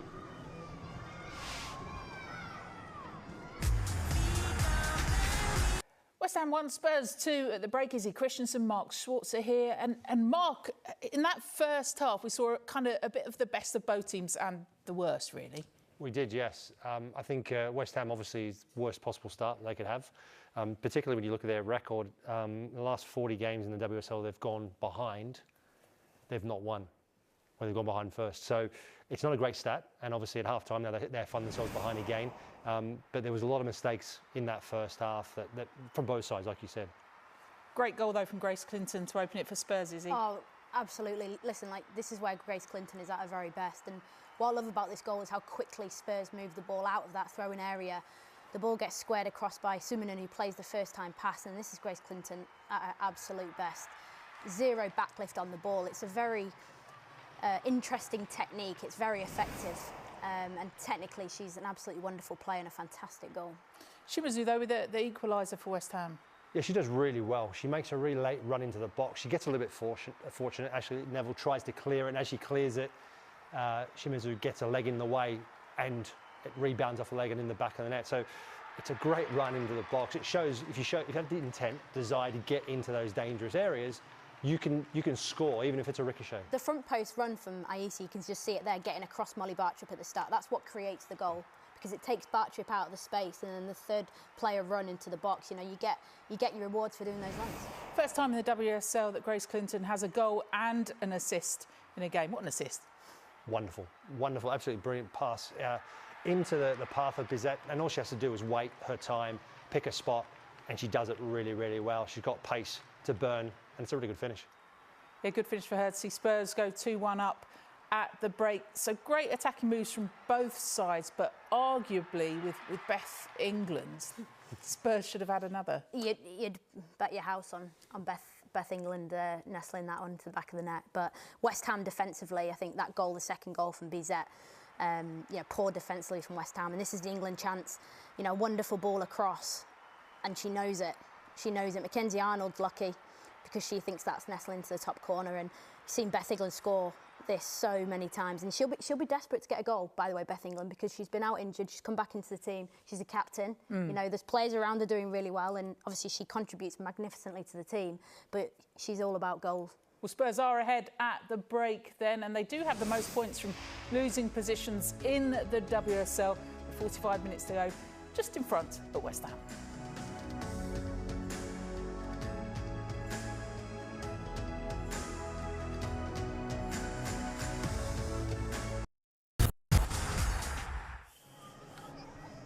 Izzy, could it have been gory for Gorry? As in, should she have had a second yellow potentially in that first half? Yeah, she's very, very lucky. The first one was for dissent after the late challenge, and then this was just before half-time. She thinks it's a corner, and then her reaction here, if you just watch, she slams the ball down. The lineswoman can see it. It's right in front of her. And for me, that's another yellow card, and she's extremely lucky to still be on the pitch. Sensible, though. Is it a mark from the referee just to go and have a little word in a shell like? Yeah, I would think so. Yeah, I think the referee's done really well. Could have very, very easily, like Izzy was saying, send her off. And I don't think she would have had any complaints about the sending off. So at half-time, you would like to think the referee probably had a quiet word with her and said, look, that's it. You're done. Next one, you're off. 3 goals already. What does the second half have in store, apart from plenty more wind? Back to our very own weather watchers, Gilly Flaherty alongside David Stout. Thank you, Caroline. Yes, we're still here, just about. And the 2 sets of players are back out with us, ready to go again. And see what they can do in this second half, going in the other direction. The wind has been going in various directions in the first half, so it's quite hard to predict how it'll all unfold in the second. There we go, we're not lying. Well, of interest at the start of this second half is the fact that West Ham United haven't won in the last 40 WSL games when they've conceded first in matches. They've lost 33 of those, incidentally, so they'll be looking to buck that trend against Tottenham Hotspur in this second half to try and find a way to edge away from the bottom of the table in the WSL. Tottenham will look to keep and indeed extend this lead to grab all 3 points themselves, and they're going in search of a third, although Mackenzie Arnold with an early touch for West Ham. Yeah, I've just been looking at the corner flags, and I actually think it's favouring, the wind's favouring Tottenham at this moment in time, with the direction that they're going in. So obviously West Ham defence will need to be, you know, aware of that, like Tottenham had to be in the first half, especially Mackenzie Arnold as well, keeping a high line. Key challenged by Simonen, who had some style into that Tottenham midfield, but also physical presence and height, which could be important as the game goes on. Thomas up against Sissoko. England joining now. Thomas tried to wriggle free. Just had a little look at Stacey Pearson without a massive claim for a penalty. Yeah, I think you see the referee shaking her head straight away. James with a touch. Bizet is through again. And out came Arnold to frustrate her. Yeah, just obviously talking about that pen. For me, I don't think it was a pen at all. She does really well to get across to Sissoko, but just seems to lose her foot in there. But the referee was in a great position. She said no straight away. Does really well, Martha. Cuts back across, but yeah, I just think she just loses her footing. It was good feet from Martha Thomas. I think in the end, Martha Thomas will probably agree with you. She didn't really make her appeals loud and proud. Arnold underneath this one. There were a couple of others there with her. Clinton! Oh, lovely! What an evening she's having. And what a season she's having. Grace Clinton thumps Tottenham into a 3-1 lead. Just trying to think of more vocabulary. Do you know what I mean? I'm going to say it's an absolute rocket, because it was, but I was just trying to look as well at what Mackenzie Arnold, she's got an argument for something. She's not happy about something. So you see the referee go over to the lineswoman, but Mackenzie Arnold is not happy about something leading up to that goal, so she's giving it. Well, there was a debate, but now we know it is 3-1 Spurs. You'll see Mackenzie Arnold wins the initial punch. She's obviously going to be arguing. I think it's Amy Turner there, coming from an offside position. Is she blocking Mackenzie Arnold's view there?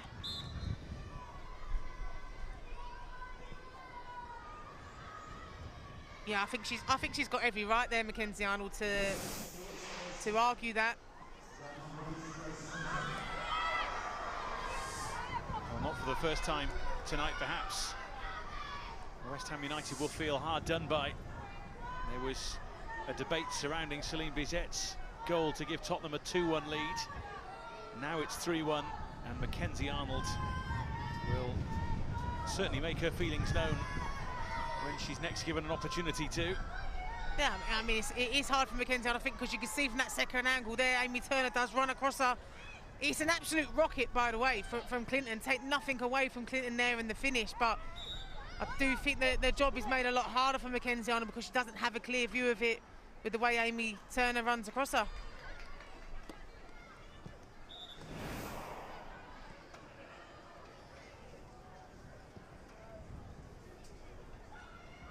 It's hard. I mean, it is a great strike from Clinton there from that distance. But I know after playing with Mackenzie Arnold, if she's got an opinion on something that she's passionate about, you can see from her reaction she's not happy about it. You know that she's not lying in that sense. You know she's not making it up. There is a general issue that she's concerned with.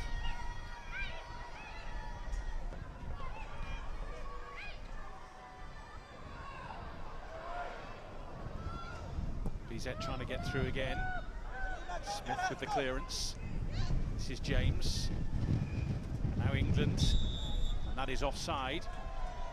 And it's interesting, of course, to get the opinion of a man very experienced with the gloves back in studio, Mark Schwarzer, of course. Mark, your thoughts on that goal and the problem there for Mackenzie Arnold?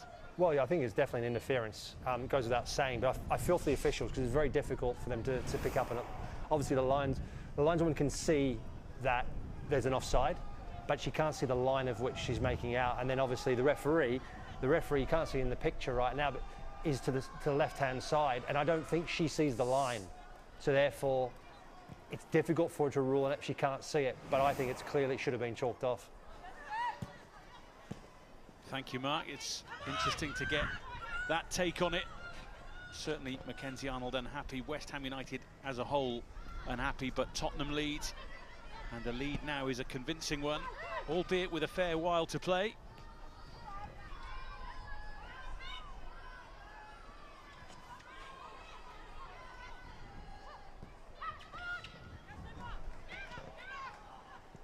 Snurler, as West Ham United look to get a foothold back in the game.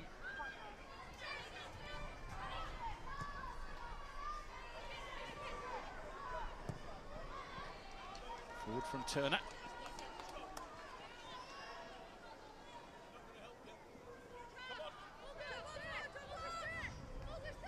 We will, of course, get Leanne Skinner's thoughts on things after the game, talking to both managers.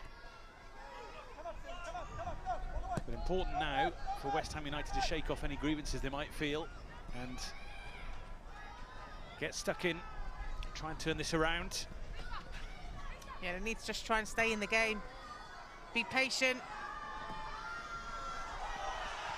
As I say, on the turn, still there for her perhaps. Latikova diving to smother. I think it's with West Ham, it's being patient, being positive as well. They have created opportunities tonight, so they'll be hopeful that they will obviously get a few more in the second half as well. But there's potential for more goals in the game.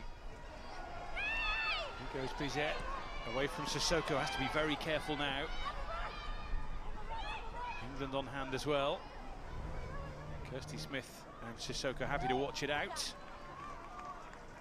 Just Sissoko lucky there as well, because she did at one point have her arms around Bizet and then pulls her arms back, but she just can't afford to, and I think that is the problem, is sometimes Sissoko sets herself up for a race with an attacker, you know, and she does like that, even playing with her, she likes to have that race with the attacker, but you've got to be careful when you are on a booking. You can't afford to get too close and get caught the wrong side of a player and have that wrong connection, because you could be ending up getting off the pitch early.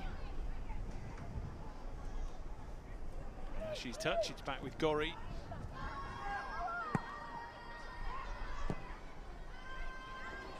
Someone picks it up, and Neville. Give and go with Clinton.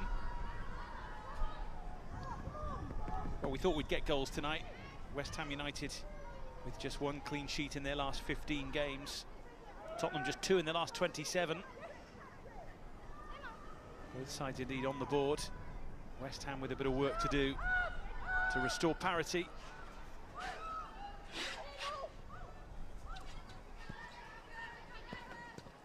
Thomas. Someone for Neville. Now England. Snurler stayed strong.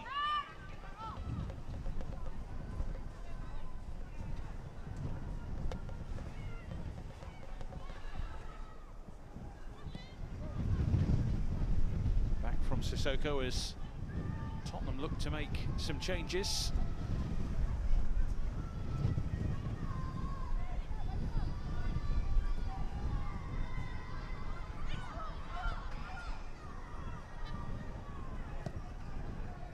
Sissoko for Mackenzie Arnold.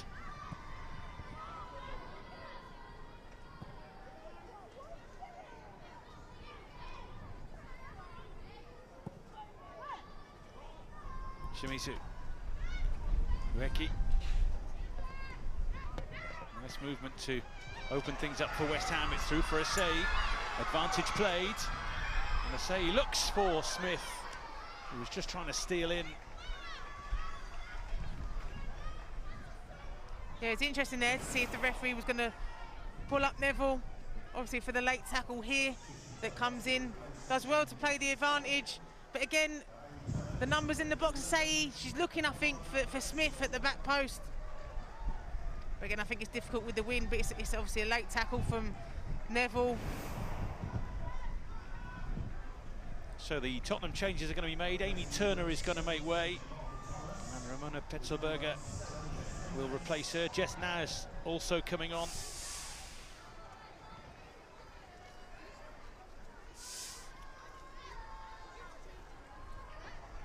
Martha Thomas moves to the bench. 10 goals in 33 games for Martha Thomas in West Ham United colours. They've managed to keep her relatively quiet tonight, but she's put in work for others to prosper from. Yeah, and I also think what didn't really help was that she kept dropping too deep to get the ball. You know, she was dropping into midfield position to pick up the ball from the back line. And where you see Martha Thomas at her strongest is when she's up against the back line and she's really threatening and running into the spaces and really stretching them. She looks a little bit tired tonight as well, so I think it's obviously the Christmas break too. I think it's just being sensible, bringing on fresh players, fresh legs. Betzelberger and Clinton. Down goes Asai. On go Tottenham with Clinton. Just slaloming through the challenges. Encouraging James forward. Now has to work all the way back. Kirsty Smith looking to profit from the space left behind. 2 to look for in the middle. 2 more arriving, and many more will join for the corner. Yeah, it's good from West Ham, obviously, to win the ball on the turnover. A little bit of a hospital pass there from Grace Clinton, but just like a little bit more movement from West Ham forwards. Smith towards Gorry. And Tottenham emerge with it through Clinton. Naz waiting for others to join. Betzelberger, one of her options.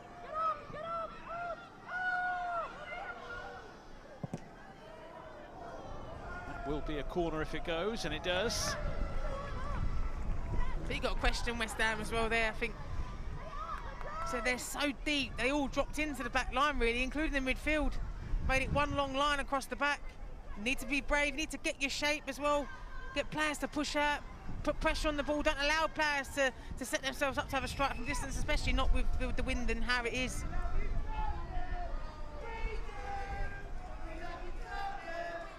So many in the box for this now. West Ham leaving Vivian Asai forward. Everyone else on defensive duty. Slightest of flicks from Shannon Cook. Going to see West Ham changes in a moment. Challenged by Gorry. They ends up getting the throw in. And West Ham continue with Tottenham looking to Betzelberger, who's on the floor.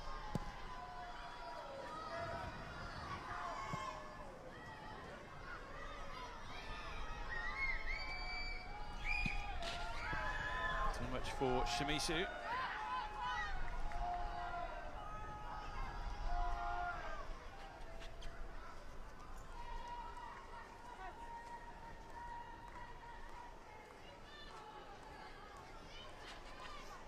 Jesu is going to be joining us shortly. In fact, it's going to be a triple change. Anouk Denton there as well.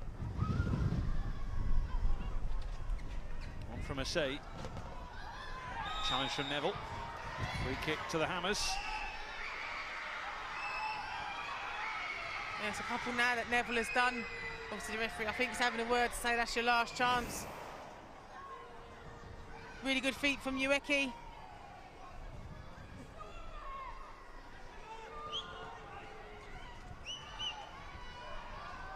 Yeah, she's just a late from Ashley Neville there. She won't have many more chances though, I don't think. Smith with a free kick, happy to go short. And it's been stolen away. Good recovery from Smith, otherwise Clinton was clear. Yeah, just shaking my head there a little bit. Just think, why not put the ball into the box? Just allow Tottenham now to get up the pitch too. You put the ball into the box, make it difficult for Tottenham.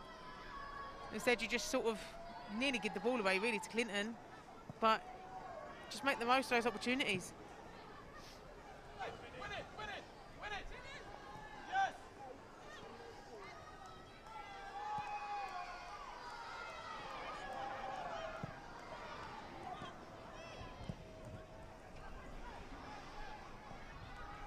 Siak for Shimizu, and it goes off Clinton.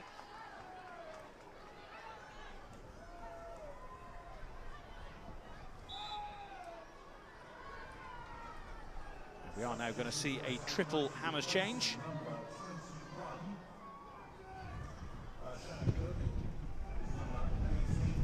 Denton. And for Shannon Cook. Denton, who's 20 years of age now, made her senior debut at the age of 17 for Arsenal against Tottenham in a resounding 6-1 win. We're also going to see a debut for Christy Mewis, the experienced USA international. A signing of real promise for West Ham United.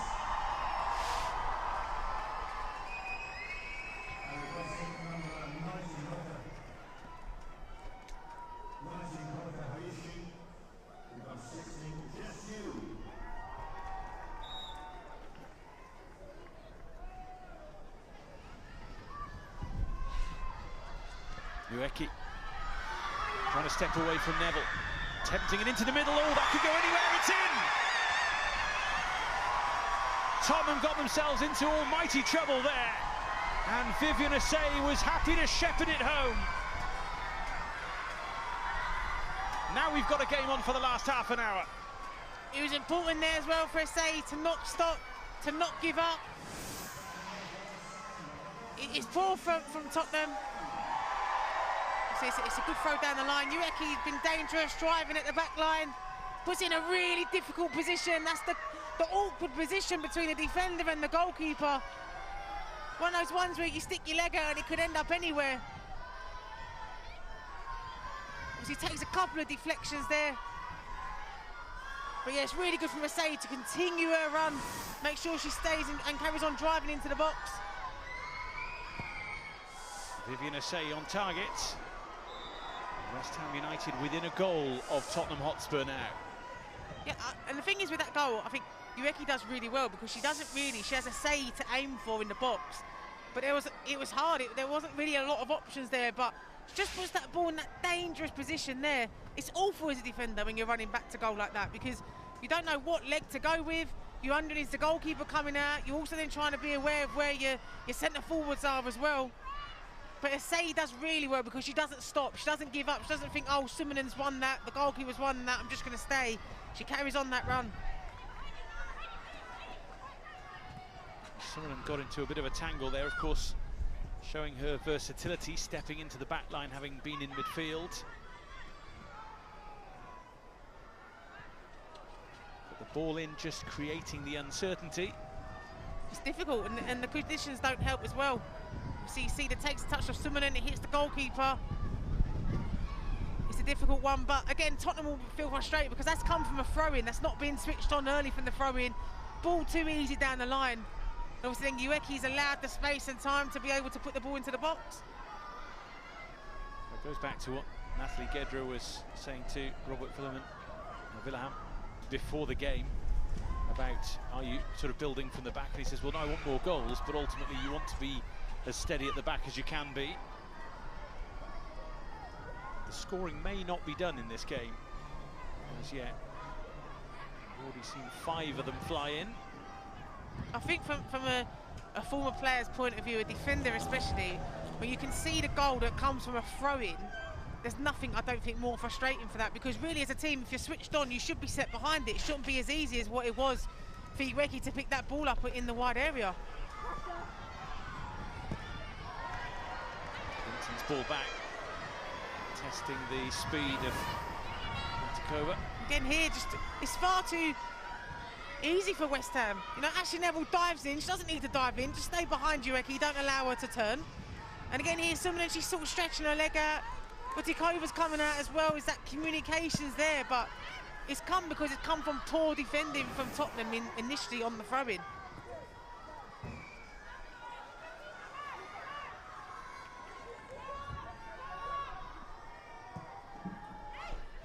So what can West Ham produce here? What can Tottenham produce here?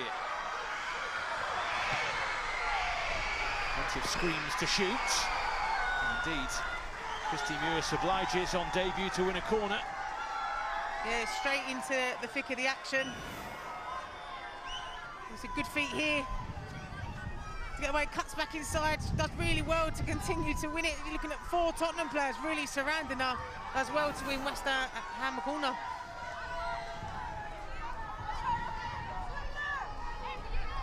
And the challenge now is to take the corner, get that ball to sit still.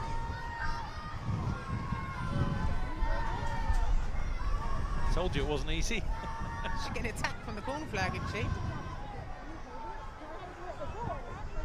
Not too far away from saying, can you hold it for me while I kick it? It's that kind of night.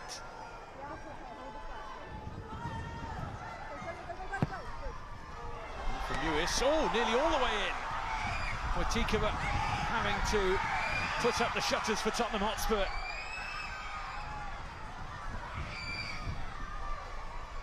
You see as well, Lewis didn't get a lot of time as well to get herself set for that corner. Obviously, she stopped the ball as soon as she saw that the ball stopped moving. She just whips it in. But with these weather conditions, nearly go straight in. There's almost a bit of NFL about that. Having to hold it still with a hand while you strike it.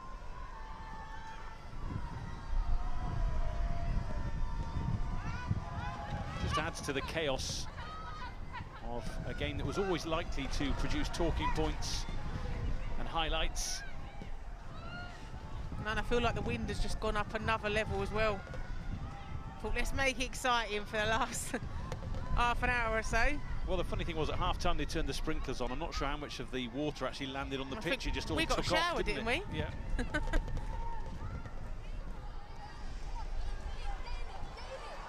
Here's Smith. Looking for a save.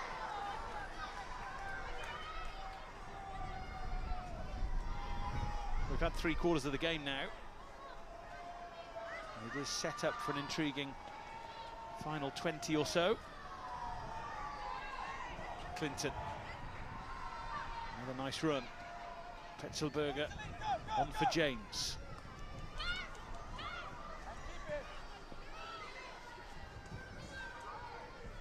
Simonen. Now Bartrip.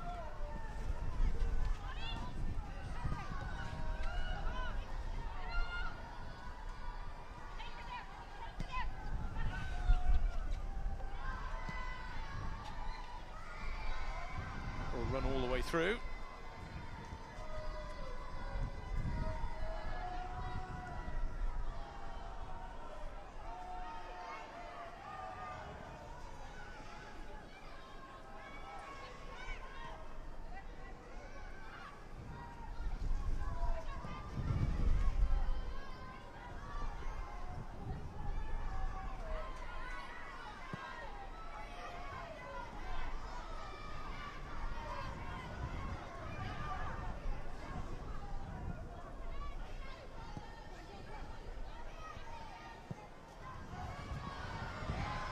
For Say to chase. It was never going to go all the way through, so Bartram had to take control.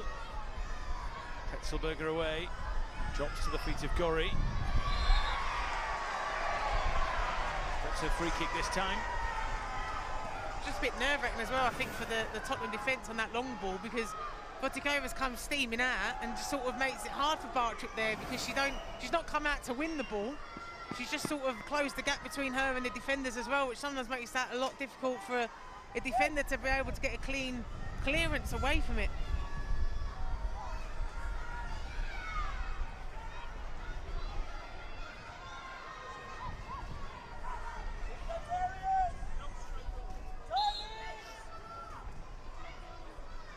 Lewis charged with the delivery.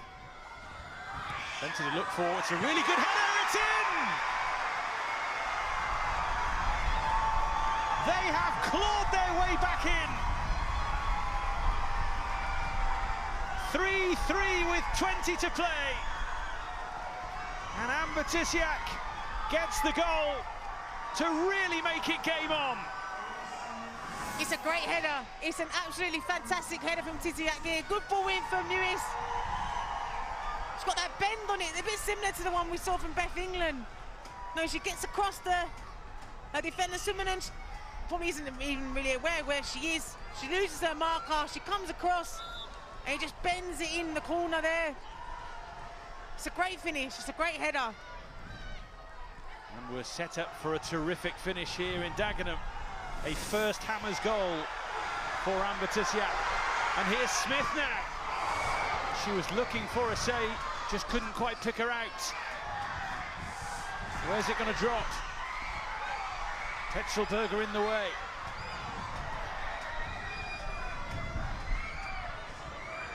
All of a sudden it's panic stations at the back for Tottenham. Oh, and it's dropped! And just about reeled in the nick of time. Vortikova with a moment to almost forget. Yeah, it must be hard as well from a goalkeeper's point of view when you're playing with the wind, how it is. But West Ham, they've got the momentum. You know, they've got the belief that they can go on and win this game. I think since Tottenham scored that third goal, they've just got deeper and deeper and just allowed West Ham to control the game. Clinton now on for Jess Naz. Looks up to see who she can pick out. Clinton is there. And that was travelling. Tusiak, it was in the way, having scored a goal at one end, prevented one from going in at the other. Yeah, Grace Clinton's been brilliant tonight. She's been involved in everything that Tottenham have created. See, Jess Naz here whips the ball into that dangerous area again. Clinton picks up Tusiak, blocks it. I think it's this header here is awkward as well because I think it's just the wind sends it behind for a corner.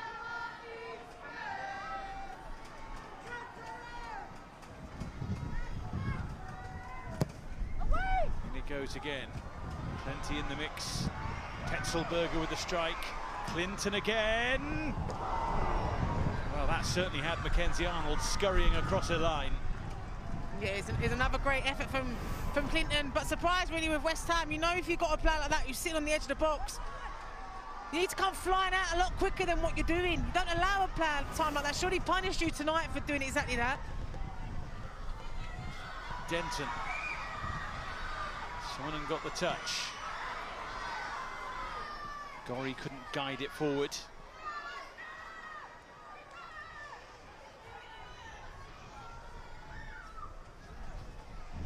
Well, the question is anyone going to step forward and win this?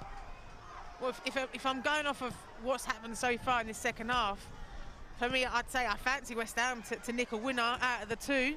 Now, I think, like I said, Tottenham, I think have dropped off since scoring the third goal. I think they've probably just sat back a little bit and allowed West Ham to go back into the second half, allowed them to get higher up the pitch. But I hope there's a winner. It's exciting. Well, the first half was won 2-1 by Tottenham. The second half is being won 2-1 by West Ham. So 3-3 it is over the course of the 74 minutes or so that we've had.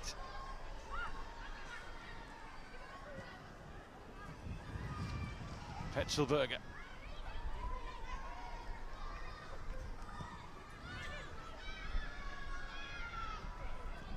Lehtinen forward for Clinton, who has runners. Support coming here from Bizet. Naz in the middle. Denton let it bounce. Suddenly realised Clinton was right there with her. Yeah, it's just not really fallen for Tottenham in the second half with the chances they've had, the areas they've got into. Pinged in by Neville. England is hunting a goal for herself, and Naz hits it! And finds the corner! And all of a sudden, Tottenham are dancing for joy again. This tug-of-war of a game has its 7th goal. And maybe its winner. I was talking to the production manager, Emma, before this game, and she was saying that she thinks it's going to be 4-4, the way this game is. And I think it's frustrating on the West Ham's point of view because you've conceded a lot of goals from distance tonight. But again, I mean, take nothing away from Jessica Naz there. It's a sublime finish right into the bottom corner there. You couldn't get any more in the corner. But for me, from a defender's point of view here, someone has to go and close her down. She shouldn't be allowed the time and space. You've already conceded however many goals tonight from that distance. It's not the first time it's happened.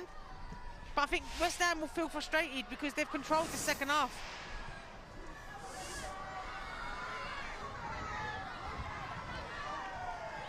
Well, 15 minutes to play. And 7 goals already in the bag. Tottenham not giving up on all 3 points. They're asking West Ham United to go again.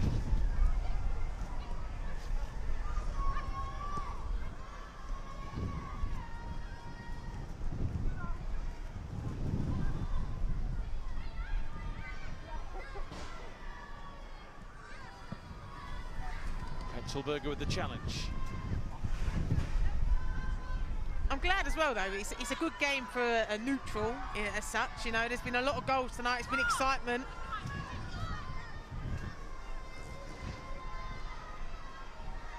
There might still be more fun and games to come. There'll be a healthy wedge of added time at the end of all of this. Are you okay? I think it's fair to say all those on the field will sleep well tonight, because not only have they put a real shift in a footballing sense, but they have been buffeted around by the wind here. I nearly just went there as well. I know you. I saw you nearly go. I nearly flew off the country. I've been down on the pitch joining them.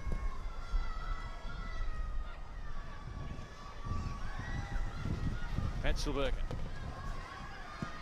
Question is, are Tottenham happy with 4, or are they going to go and look for 5, which could open the door for West Ham to get 4?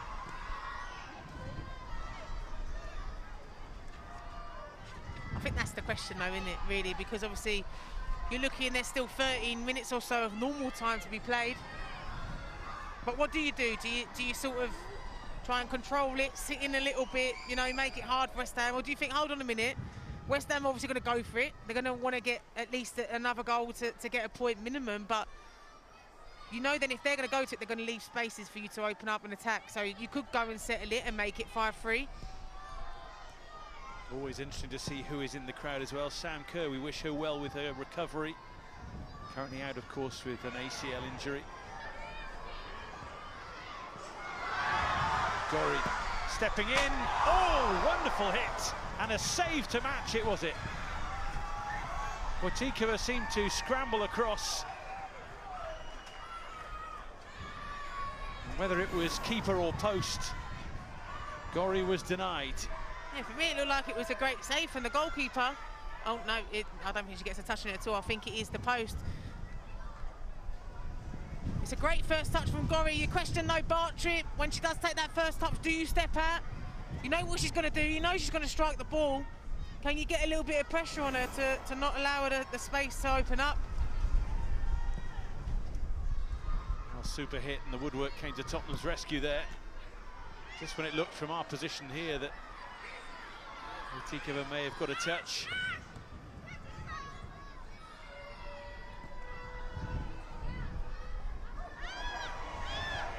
Neville let it roll out of play, but it is a West Ham throw.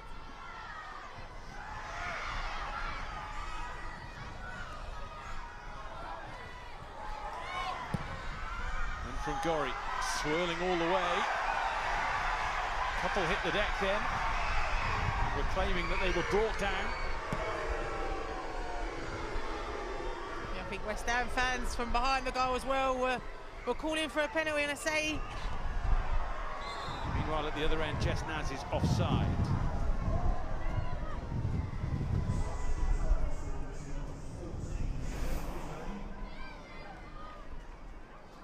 I mean, there's a lot of bodies in there. I mean, for me, that's not a penalty at all. There's no clear pull down. Obviously, this is the second one. Bartrip's tight to Ueki, but again, I don't think there's much in it. Tottenham change. Matilda Winberg on in place of Celine Bizet. Winberg, who made a debut in the FA Cup win against Sheffield United last time out.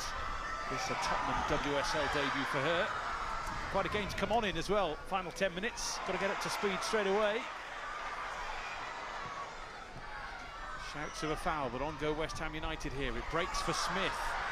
Taking on James. And still. And Beth England is back there to hack it away and give Tottenham a chance to press the reset button. You just see as well, Tottenham are getting deeper and deeper. They're allowing West Ham to cause them problems in their own third. Let's just remind you of the Carabao Cup finals at the end of February. Who will compete in it? We'll find out over the next few days, as first Borough take a 1-0 first leg lead to Stamford Bridge in their semi-final second leg on Tuesday. And then on Wednesday, Fulham look to turn things around at home against Liverpool, with the Merseysiders leading 2-1. Sky Sports football for both. They'll do well to score as many as we've seen here tonight, but you never know. Thrills and spills of a cup semi-final for those 4 clubs in the week. Neville for Naz. Back for Clinton. Seems an awful long time ago she got the ball rolling for Tottenham tonight. Only the 6 goals since that one. On from Bartrip to Neville.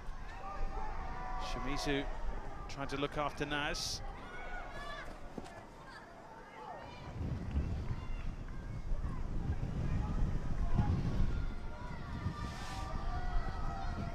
Look at that for a tale of the tape, if you like.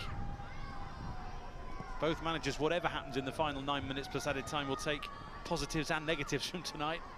Yeah, I think obviously, both teams, like you said, have got positives and negatives. Defensive side of things need to be worked on though for both teams, you know, because they could have prevented some of the goals that have happened tonight as well. But I think they'll take a lot of positives from the game too.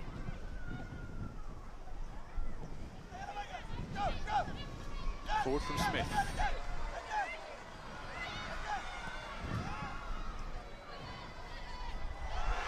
Tipped off by Spurs again. West Ham United looking for a free kick. A little bit of afters as well.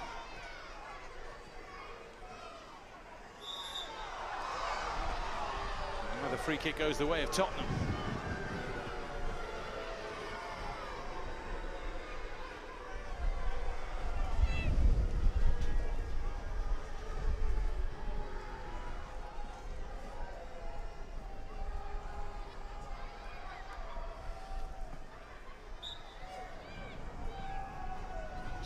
For James.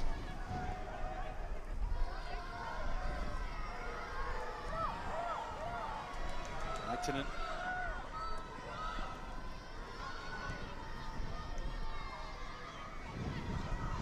Tottenham looking to get it and keep it. Sissoko with a challenge on England.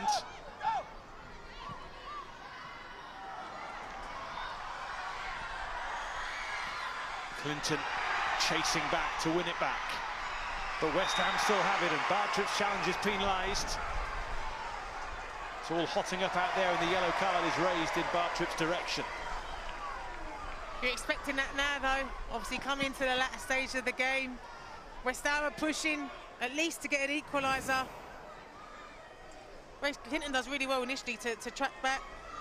The question whether it was going to be a free kick or not, because then Bartrip comes steaming out, and Ueki does well to win her side a free kick in a dangerous area too. Second yellow of the season for Molly Bartrip.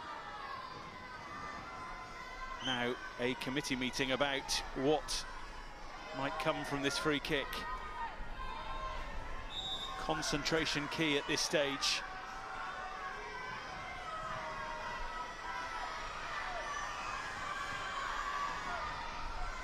Lewis or Asay.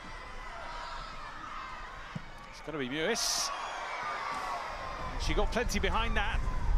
It was moving in various directions. Yeah, I was a bit... Didn't know what was going to happen at first with Asay and Mewis, but yeah, nowhere near the target there. You wonder whether it was potentially the best option to take, or whether it could have been better to put a little bit of a dink into the box. Hawa Sissoko replaced by Emma Harries for the final moments. And that prompts a little rejig for the Hammers.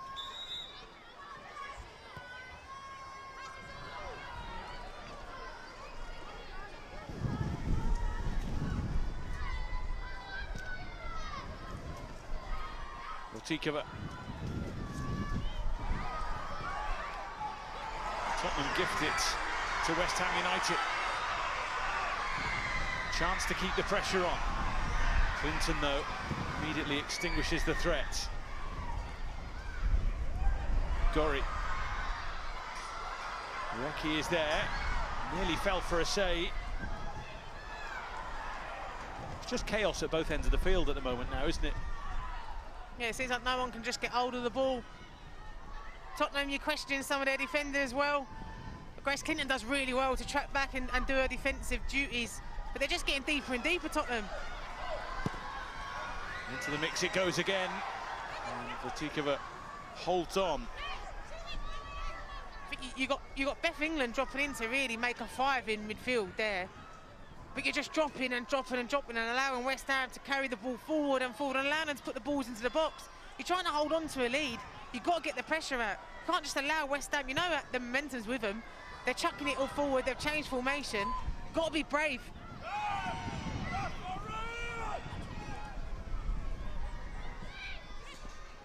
James. Headed forward by Smith, taken on by Issei, who was then a little late. And the yellow card is coming out here.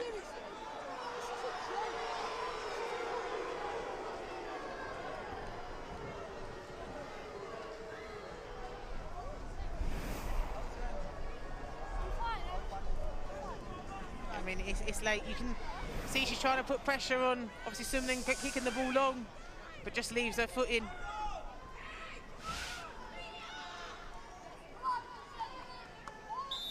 Well, 3 minutes to play, plus a good few minutes to add on. West Ham United bench, I think, just making the point that there should be quite a bit of added time.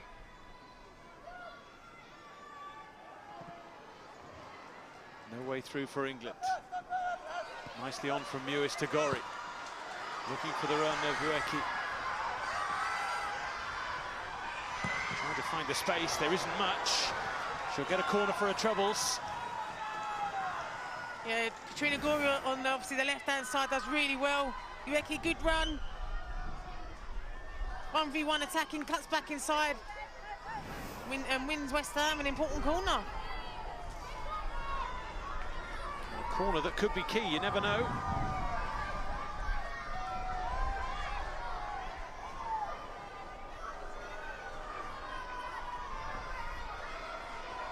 Kirsty Smith will take the corner once the ball decides to settle.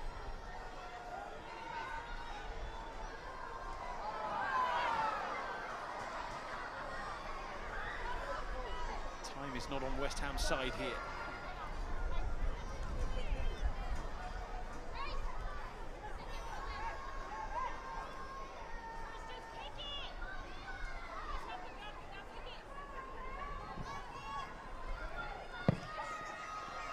Goes. It was well defended in the end, because that could have gone horribly wrong from a Tottenham point of view. Short they go this time. Gorry skips to the line, and it's sliced away by England.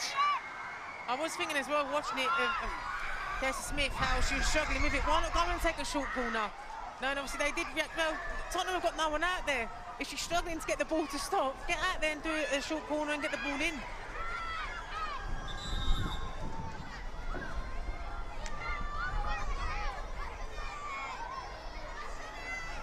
Everyone being told to calm down in the middle. Let's see what they do when the ball gets through to them.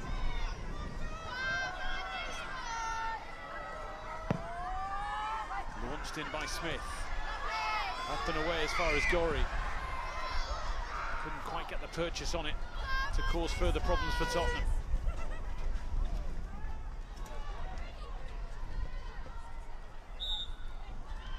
Throw-in is a West Ham one. I think Neville's lucky there as well, because the decision, the referee had already blown, the decision was given and she kicked the ball away. Very lucky. We're going to have 6 more minutes at least.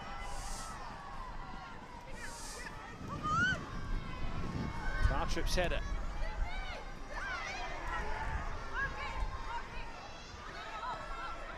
Can they find a way through here? Tottenham sending as many back as they can possibly afford to repel the West Ham United threat.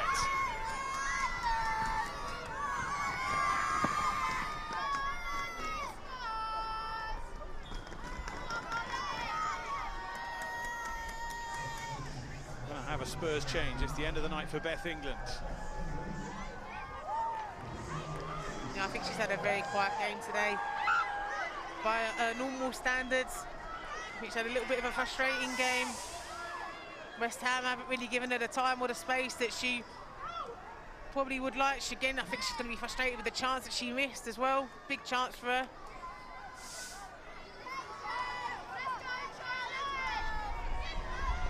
Charlotte Grant on to try and steady the Tottenham ship here.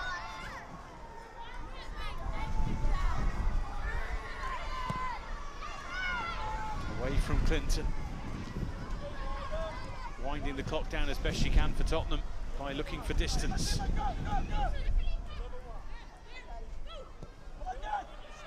Shimizu chased down by Naz. Arnold under pressure here. Smith rescues it. Under pressure from Grant.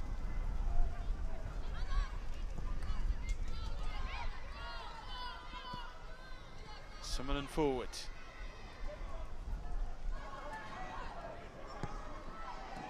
Grant pokes it in and it's just about stabbed behind for a Tottenham corner. Yeah, an important tackle there, interception from Gorey. Because if she doesn't time that right, the ball runs straight through. Important.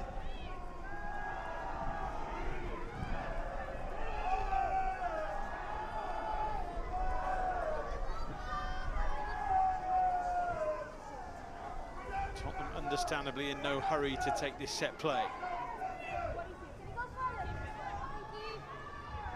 Luke Denton told to retreat. Back to Clinton.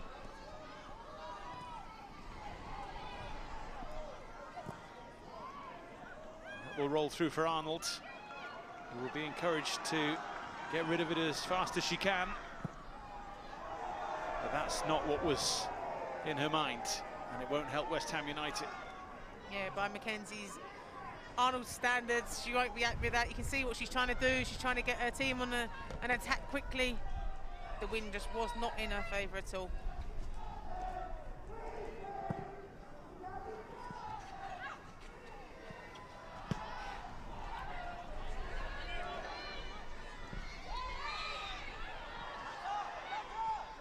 Gorey fouled.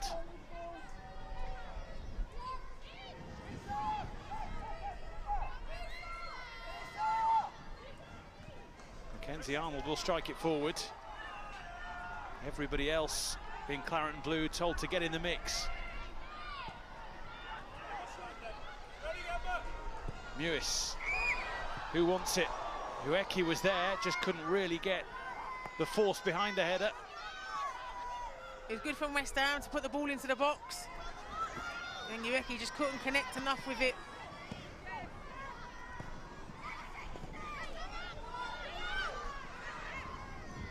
Going to stay in? The answer is no. Gilly, I must ask you at this stage for your player of the match tonight. For me, it's Grace Clinton. You know, 2 goals, 1 assist. I think she's been phenomenal tonight. Her goals have been fantastic. Her assist, the pass, is a beautiful pass. Defence splitting pass, but I'm impressed with the defensive side as well. She's really got back at and helped her team out defensively. West Ham still pushing on. Tottenham doing their best to repel them. Naz, Grant on the break. Tottenham trying to finish the game off once and for all. Is there anything left in the Hammers tank here? And the referee has stopped the game here because Molly Bartrup is in some pain in the Tottenham box.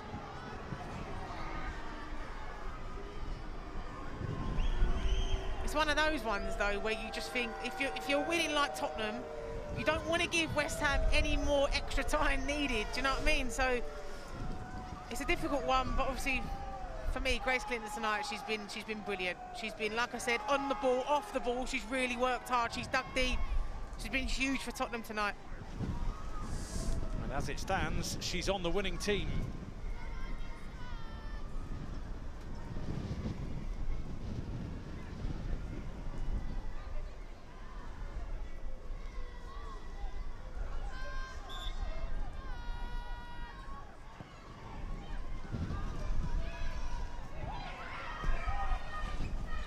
Forward by Shimizu. 2 on again. Ueki trying to make it hers. Bartrip stepping in.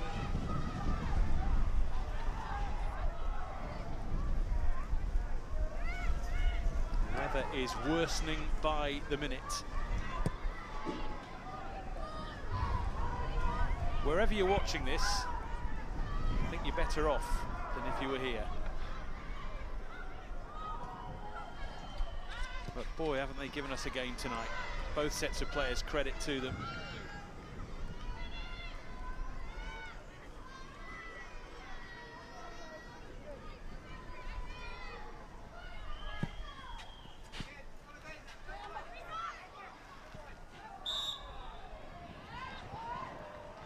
Tottenham throw.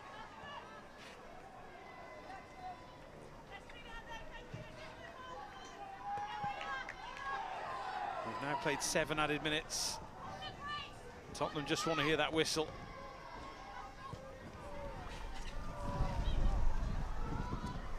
Simonen away by Neville. Tidied up by Tisiak.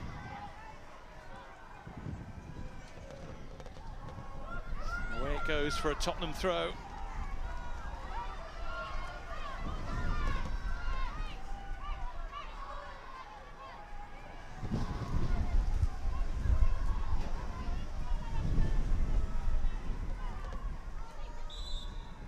And that's it.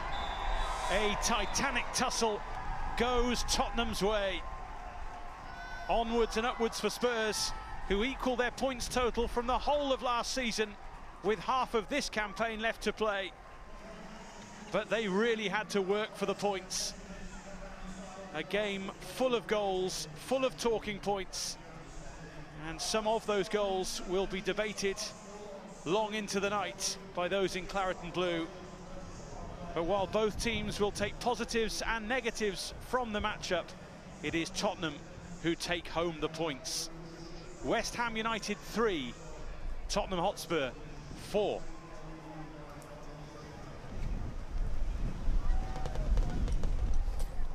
David, Gilly, thank you. Safe journey home. I think the final whistle coming just at the right time as the weather closes in on West Ham. I think even took out one of our cameras towards the end there as well. Weathering the storm for Spurs at the end. Mark, fortunate, do you think, to come away with that at the end? A little bit, but I think you know, over the course of the game, I thought there was enough quality from Tottenham to suggest that they deserved the win. I mean, at 3-3, you felt the momentum was with West Ham, and you thought that they were going to go on possibly and get the winner. But instead, then Tottenham seemed to then come out of their shell a little bit and lift up another gear, and then they find that winner. Just love the way that Robert Villahan brings on more attacking players, is he? And he'd argue it pays off at least with them winning.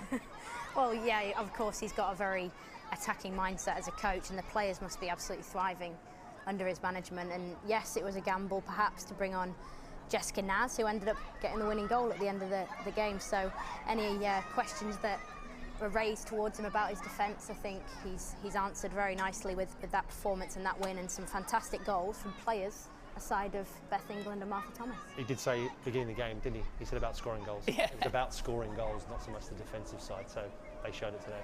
Hey, if you're not a fan of Spurs or West Ham, you'll just enjoy sitting back and all those goals as well. But the result going the way of Spurs in the end, plenty to digest across that match, as David was saying too. Some contentious goals in there, but Spurs hang on for the win.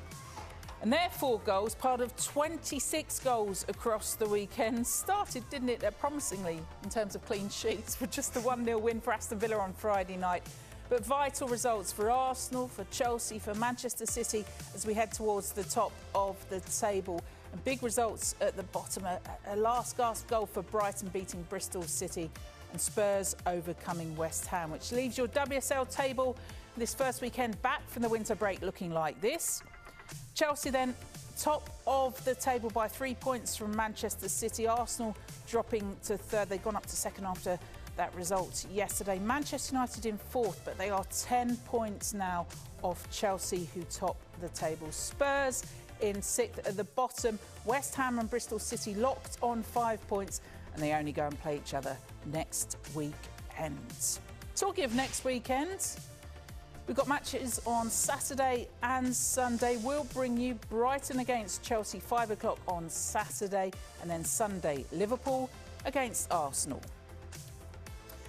And whilst waiting for those WSL matches, why not head to Sky Atlantic? Jodie Foster in True Detective Night Country on Sky Atlantic.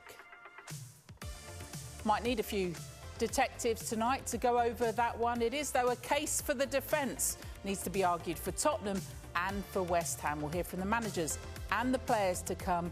A windy, wet night at West Ham ends with Spurs coming out on top.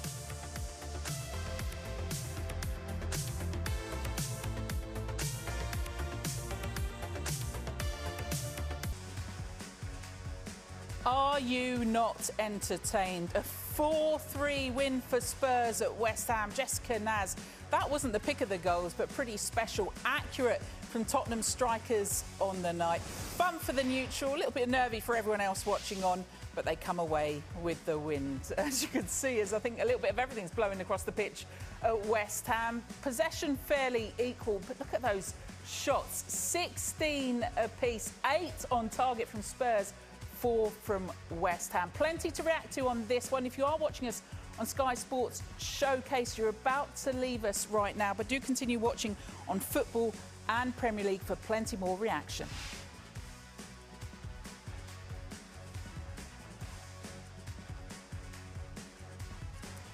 There is only one place to start, and that is, though, with the player of the match. What a 90 minutes to be a Spurs fan, to watch Grace Clinton out on that pitch, supplying goals, assists as well. Let's have a little word with Grace now, who joins us live on Sky Sports. Grace, congratulations, goals, assists. How was that for you? Thank you. Obviously, not the best conditions, but it was amazing to get the win to start the new year. Grace, Izzy here. What was your favourite goal? Hi, Izzy. Hi, Grace. Probably my left foot, you know, because when you shoot with your left foot, you don't think about it too much, do you? Your technique doesn't really differ from either foot. Quality around the box. And the second goal, was that something you worked on training, and somebody getting in the eye line of the keeper so you can slot it in the bottom corner? Yeah, to be fair, the girls done the part as well, but this is actually the first time I was on the edge of the box, so hopefully they keep me there. Grace, it's Mark here. I just wanted to ask you, you obviously are playing some of your best football in your whole career. Is it down to being just happy where you are right now? You're really enjoying your football at Spurs? Yeah, definitely, you know, they've just given me the confidence and the freedom to express myself. I'm really enjoying being around the group, and yeah, just love playing football. Grace, the other side to your game defensively, something which, from what I've seen this season, you've really, really improved upon. How's the manager kind of helped you with that, and how are you taking on board new information? Yeah, you used to tell me to do that a little bit more, didn't you, Izzy? Well, you can see what happens when you do it, can't you? Yeah, definitely, you know, he's really big on his wingers, doubling up on the opposition's wingers, you know, being compact in our defensive shape, because we're a really good team on the counter-attack, so if we can stay compact and stay tight and then work on what we're good at, you know, it works for us. So. Grace, on that happiness side of it, is this a deal you want to make permanent? Oh, I've not thought about any of that. Like I said, I'm just happy to be playing football, you know, I'm expressing myself on the pitch, so I'm just taking it game by game. Has the manager spoken about your attacking side of the game? I mean, you score lots of goals. Obviously, defensively, you have conceded as well. But is it something about you believe that you can actually outscore the opposition most of the time?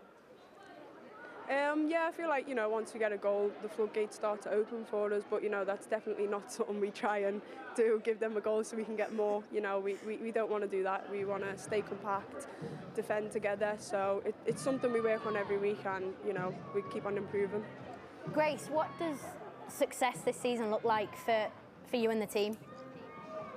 I think, you know, having a new manager at the start of the season, I think for Tottenham as a club, it's adapting to his style, you know, all the girls working together, and, you know, he's just really brought in his own style that he wants us to get used to. So for the first season, it's definitely just getting used to him, seeing how he works, and trying to win as many games as possible by performing. I was going to try and get you to dish the dirt on Izzy, what she's like as a teammate, but instead of that, For you in that Spurs team now, who are you looking to? Who are the sort of real leaders, experience that you're learning from? Obviously, you know, Beth and Martha, you know, mature players, and they just really know what they're doing on the pitch, and the way they talk to you, the real leaders on and off the pitch. And you know, like Molly, she was the captain for the first half of the season, and for me, I respect her so much. So we have a good group of girls, and they really lead the group on. So now that dirt on Izzy Christiansen. No, I'm going to let you go, Grace. And congratulations, you are player of the match. Thank you so much. Have a lovely evening. You too, you too. Polite with it as well. There you go. The first of many that we'll see, I'm sure, the more we see her on Sky across the season, Izzy. Just a, you know, a great performance from her tonight. I thought she was hanging around there for more compliments. No, listen, she's absolutely fantastic. You know, she's a player who's probably not had an easy route. There's always been the talent, but how she's progressed, and you know, she's unstoppable. And in and around the box, she's one of the best I've seen as a young player, and she's got a bright future ahead of her for England and for whichever club team she's going to be playing for. Let's have a little look at some of her highlights then, Mark. What was it on the pitch that we were seeing? Yeah, I think she does this really well. What she does well there in that turn, it's almost like she's waiting for the defender to open a leg up. The minute the defender, because she's watching in the corner of her eye, the minute she opens her leg up, she strikes the ball. And it's a really good finish. And then throughout the game, you know, she's just the energy, the determination to keep hold of the ball, keep possession, looking for that next pass was exceptional. And, you know, she deserved her 2 goals and assists today. Izzy? Listen, her assist for this goal from Bizet was absolutely magnificent, showing the sides of a game. And that finish, honestly, I trained with her at Everton, right? And there's always been the talent, but she's definitely had to work on certain areas of a game, defensively, and understanding the game. But you can see there, got a real player, and she's being used absolutely perfectly by a manager at the moment. This Spurs team, though, and the old questions over defence. I mean, do you worry about that as a goalkeeper? Oh, yeah, I wouldn't be happy. Yeah, no, absolutely not. I mean, I think also you look at the goals that they conceded tonight. I think there were certainly goals that they could have prevented, a bit better defending. And that's just part and parcel of it. I mean, at the moment, you're scoring more, you're outscoring the opposition, but you can't continuously rely on that. There's going to come times where you're going to win games 1-0. As a goalkeeper, a defender, I'd loved winning games 1-0. So, you know, you want to do your job, be part of that squad, be part of the improvement as a team. And part of that is keeping clean sheets, because you know, obviously, as it is, you keep a clean sheet, you're not going to lose. Hopefully we'll hear from Robert Villaham in just a bit. But when they're 3-1 up, he makes changes, they're attacking changes, and West Ham come back at them to make it 3-2 as well. And we go, oh, now what's going to happen? Well, West Ham's response was fantastic when they brought the Mewis on, and the change that she created within the team really helped West Ham. And I think that if you're searching for positives in the game from West Ham, it was spirited. They obviously scored 3 goals, ended up losing, but this is a fantastic little goal. The movement from Asai in the box, and then, yeah, okay, somewhat fortuitous, but the cross, the area that the ball's been put in, if we just highlight Asai here, the way that she spins in behind Summonen and just the pace that she arrives in the box, just excellent. And then she gets a look at the end and a finish to get a team back into the game. But Mark, how would you feel about coming out for that as a goalkeeper? It's tough, isn't it? Because it's such a good ball. The delivery, once you get the delivery right, you know, that low delivery in that 6-yard area, in between the defenders and the goalkeeper, there's questions always asked. And it's so difficult to defend against. This from Mewis as well. Again, we talk about the impact that she's had, and this wonderful flight of a ball and an excellent header from Tiziak into the far corner, really nicely guided past the goalkeeper, and yeah, absolutely brilliant from West Ham. But then obviously Jessica Naz came up trumps. I think with Christy Mewis is interesting, you know, seeing her back fit, first appearance for West Ham, she had an immediate impact. It's going to be vital for them that she stays fit and gets into a groove now moving forward. Let's have a little listen to the reaction from the West Ham boss, Rianne Skinner, with Natalie. Rianne, first of all, how proud are you of the resilience the players showed, especially coming from behind, really digging deep and fighting till the end? Yeah, I'm absolutely delighted with the work ethic, the grit, determination, just competing solidly for the whole duration of the game. And I thought we played some fantastic football and dominated big chunks of the game. And I think that's just kind of the progress that we've been making has been really positive in the team. Do you feel tonight you were a little bit hard done by some of the referees' decisions, especially on the second and the third goal from Spurs? To be honest, yeah. I mean, I can't. The third goal is so blatantly offside with a player impacting the goalkeeper. The fact that they've missed that is a disgrace, if I'm honest. So these are the things that happen in games that we have got to get better at. You know, the bottom line is the goal should never have happened. There was lots of other things that went on in there. A couple of tackles that went straight through the back of players that I just can't get on board with. And so for me, it's disappointing when you see the work ethic and the way that your team are going about it and they're not being helped out in those situations. And I'm certain it'll be talked about in the studio that third goal should never have happened. So we can't do anything about that now. We have to be able to move on. We've got a game on Wednesday and Sunday, and so we have to regroup and start again with that. But what do you think can be done for things like this not to happen again? Well, I've got to be honest, I was talking for 45 minutes to the fourth official about the fact that things were going through the back and actually becomes dangerous for players. I think, I've said it several times, referees need to be full-time so that they can actually develop and progress at the standard that everybody else is expected to. For as long as that doesn't happen, we're still going to have these problems. Consistency is key. Sorry. No. So you think it's more down to structure and resources that can be offered to referees, not necessarily to VAR being implemented?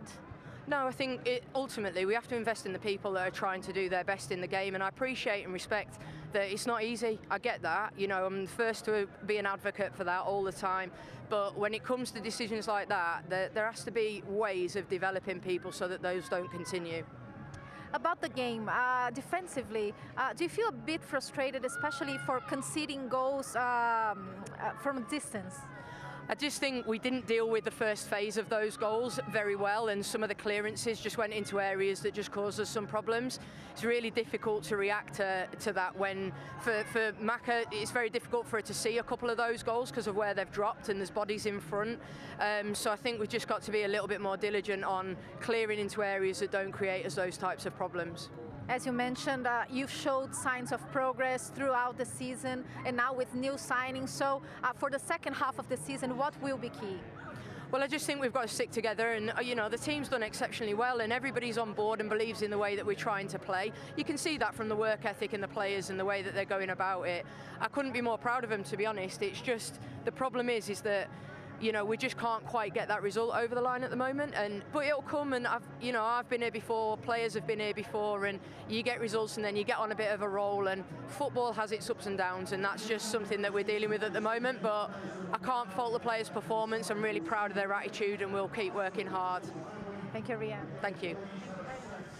A lot to pick out from that, but let's talk the officials first. There were a couple of moments where you thought potentially some of the Spurs players were going through the back. Yeah, I think that Rian Skinner's got a point. I think there were a few tackles in the game which were late and they could have been addressed, and I think she's spot on with what she said. I think it's about investing in people and ensuring that for the game moving forward, I don't want to mention the three-letter word VAR because I'm not a fan of it at all, but I could see today where it would have been effective, and that's the third goal for Spurs.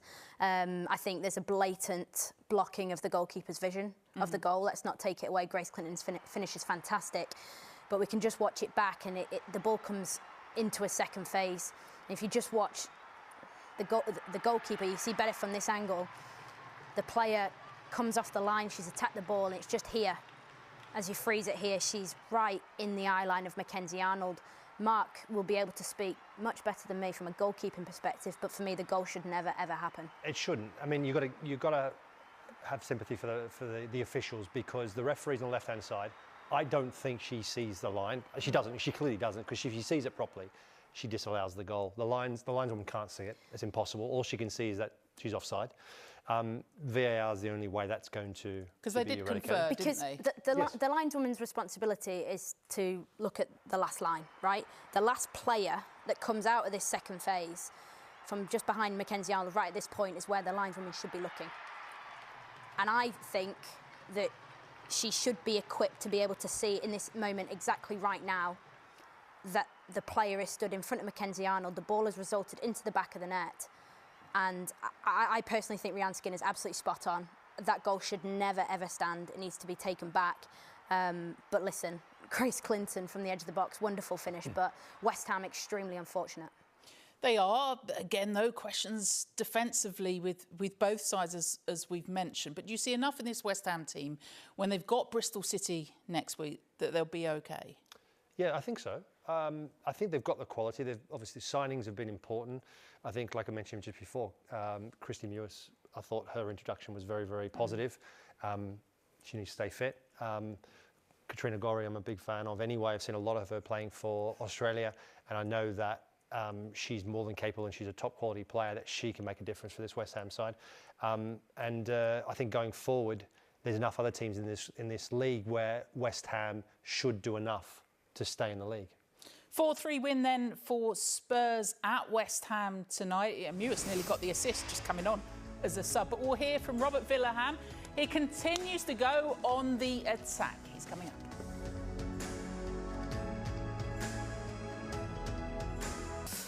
Tottenham Hotspur start 2024 in the league with a win. 4-3 winners at West Ham. Brilliantly entertaining, not for the faint-hearted, but 3 points for Robert Villahamn. And the Spurs boss joins us live on Sky Sports. Robert, congratulations. Are you rethinking this philosophy of, we'll just go and score more than you, we won't focus on defence? I mean, when we had 3-3 there, I was like, oh my God, I might need to defend better. But then we scored 4-3, then I'm happy again, so it's fine. Is he? Robert, I'm finding your style really refreshing, and the way that your team plays football is such a joy to watch. I want to kind of ask you about your sort of wider inspiration with your style and how you see the game and why you play the way that you play with your teams. I think I've learned through my career how I want to add stuff to the game and how I want to be successful. And I think, you know, if you want to have a successful team and you bring fans and you're going to make sure the women's sport's growing, you need to attract the fans, you need to play a really fun football, you need to develop young players, and you need to score a lot of goals. Because fans love to see goals and not actually clean sheets, if you ask me. So I'm trying to find ways to do that, and right now we're actually doing it in a really good way. And even if we need to be better to protect the goal, we still play the way we want, and I think the fans like it. Robert, Grace Clinton was exceptional today, 2 goals and an assist. She's only 20 years old. What have you been saying to her? How have you been trying to guide her and allowing her to develop under your reign? I think when you look at her and that kind of player, you shouldn't lock them into patterns. You shouldn't lock them into that they need to do this and that. They need to find ways to get into the space we want, but then she needs to be able to do what she wants to do, and then she needs to have options. So the assist to Celine, for example, is like a perfect way for coming in with her right foot into that space and play through ball. So that's connected to how we want to play, but it's connected to her brain and how she's so good. And if you give her the trust and you try to just work with her mentally, because she can struggle sometimes when she doesn't succeed, and then you can see the benefit today, because the whole week she's been shining in training. I was like, she's going to smash it today in game, and she did it because she's been so good in the training. Nobody can take the ball from her. And no, you saw it today. She was brilliant for 90 minutes. Robert, just briefly, I know we're going to let you go, but Grace Clinton, do you want to make it permanent? Do you want to hang on to her? Yeah, I would be stupid to not do that, but she's Man United players, and I'm developing their player right now, and that's fair, but in the future we're not going to loan too much players. We're going to make sure we have our own players. But of course I love to work with Grace, but I understand that she will go back to Man United after this year, and that's fine. If we don't find ways to buy her, of course, but right now I'm happy to just have her here, and I'll take it from there. Robert, thank you so much for coming on. Well done again, and we're enjoying the approach as a neutral, but maybe next time for your Spurs fans, maybe a few more in defence, eh? Yeah, let's see if we do that, perhaps. Yeah, perhaps.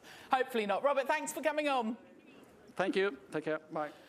Yeah, like he's ever going to take coaching tips from me. But they have conceded the joint most away goals in the league. So it's one of those areas that they're going to come unstuck. We saw against Manchester City when they lost 7-0. They've got them next in the league as well.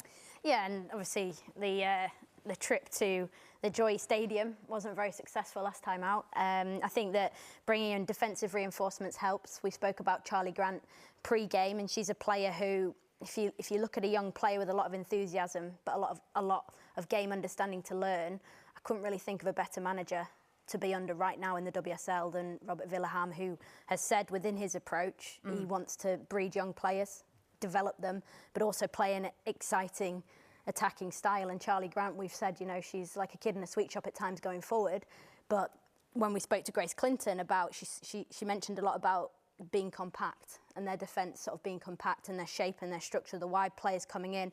And I think that's great, but going forward, I think that if they've got a more solid defence and they can work on that, you'll give more freedom to the attacking players. But right now, listen, they're an absolute joy to watch, Tottenham. Let's have a little look at that winning goal again. I mean, you pointed out, Izzy, to get those 4 goals, for Martha Thomas not to score, for Beth England not to score, just shows the attacking ability of this side. Yeah, and listen, Jess Naz is a player who's out long-term with an ACL injury. She's had to really be patient for her time coming back into the game. She came off the bench today, and to do this off the bench, you know, look, another finish from a young player from the edge of the box into the bottom corner, and she's a player with real talent. She's got pace in abundance, and she's a player again, I'll allude to it, who will learn off her manager, Robert Villahan. I mean, she was one of 2 attacking substitutions that were made, and they were 3-1 up at that stage. So, I mean, in the end, it pays dividends because she scores the winner in the end. So you have that player on the pitch already. She doesn't need to come on and then find her feet very quickly. She's there. So, yeah, she played her part, and it was a great finish. Yeah, become a genius when Absolutely. It's 4-3, don't you? It's 3-1, you go, whoo, maybe not. Spurs doing Spursy things then in 2024. But up next, we're discussing 2023. We're at the halfway point in the WSL. New year, more goals. Brilliant, isn't it?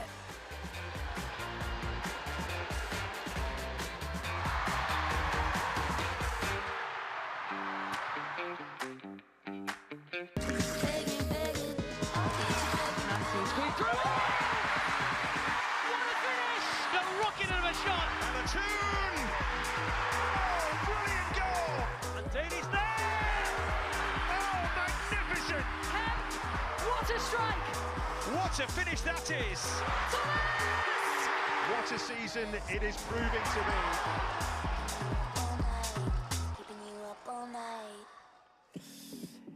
Yeah, we've seen some pretty spectacular goals already this season, but whose team stands out? Are you ready for some proper beef? Izzy Christensen in one corner, Mark Schwarzer in the other. There may be a size differential, but that is where it ends because we're talking team of the season. Should we go with yours first, Izzy? Yeah, let's go for it. Halfway point then, Izzy, this is the team you've gone for. Tell me why. We don't have to go individually through, but the general. Listen, firstly, it was tough. It was tough. There's been some outstanding performers so far this season. There's a few who are very close to making this 11, but I've gone with goals, I've gone with form. I think Lauren James is the standout. Been a big fan of the way that Pilova's been playing this season and progressed at Arsenal. So, yeah, that is my team so far. Looking at it, the real difference is coming goal, and I think Turland, you've stuck in. If we have a little look at Mark's team, I mean, Mark, I don't know really if you've got any grounds to talk about goalkeepers, but what have you gone for Keating over Leipzig? Number of reasons. I like the way she plays. I think she's exceptional. I think she's done really well this season. Yes, she's made the odd mistake, but all goalkeepers do. For a team like Man City, where they're under pressure at times, but not overly all the time, she makes key saves at key moments. We saw that today, where she didn't have a lot to do, but when needed, she makes big saves. And also her distribution with her feet is absolutely exceptional. Izzy mentioned that her team's got goals. Mine's got more. I've got Bunny Shaw in it, and she's a leading goal scorer. So I've actually got more goals, and I can't believe you haven't got her in your team. Yeah, Shaw with a hat-trick. Shaw, she's got a hat-trick today, but, you know, she's in a Manchester City team. You've still got to do the business. You've got Turland, vital goal for her today. Absolutely. You both agree, though, on Lauren James being arguably the player of the season so far. Talking of hat-tricks, she got another one for Chelsea today. Yeah, she's ridiculous. You know, that she's a player, she's a generational talent. She's exceptional on the ball. She's just, excuse me, she's absolutely frightening to watch. And again, a hat-trick at Stamford Bridge today, just remarkable. And it feels like there's not really a limit to what she can achieve and what she's going to go on and achieve. This finish here, absolutely wonderful. On a weaker foot as well, by the way.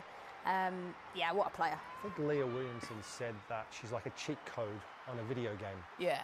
Yeah, she's brilliant. She really is. She's exciting to watch. Every time she plays, you're kind of expecting something different, something exceptional. Yeah, big fan as well. I think she's developed really, really well under Emma Hayes at Chelsea, and she's becoming more and more an important player for Chelsea in this season. She's been brilliant. Yeah, I love how passionately she's spoken about what it means to do it for Emma Hayes this season. 10 goals as well from Lauren James. And it puts Chelsea top of the table tonight. So we head into that halfway point. I mean, we know Chelsea can come from second to go on to win the title, but looking at this now, Manchester City and Arsenal still there with them, but Chelsea looking phenomenal. Yeah, they are, and listen, they've got the ability to come from behind, and they've got the ability to keep a lead at the front of the pack, and they've done that through years and years of legwork. But Manchester City are the team I'm looking at the moment that potentially going to be the ones that push them all the way to the end. 14th of February, they play each other. Big game. So what else happens on the 14th of February? Not really sure, but just know that obviously Chelsea are playing Manchester City and all that's all. For those who love football, they'll be watching. Well done, Izzy Christiansen. Thank you very much. Her own love letter to Lauren James on the way. But here's what else is coming up on Sky Sports. Just a small match in the Championship. Leicester against Ipswich. Build up from 7 o'clock. The EFL Championship tomorrow. We're back with you. Brighton against Chelsea, 5 o'clock next Saturday. Sunday, Liverpool against Arsenal. That one, 4 o'clock on Sky Sports. Izzy, Mark, thank you. Plenty more goals across the weekend. 24 picking up where 23 left off. And for us, our love affair with the Barclays WSL continues. Goodbye.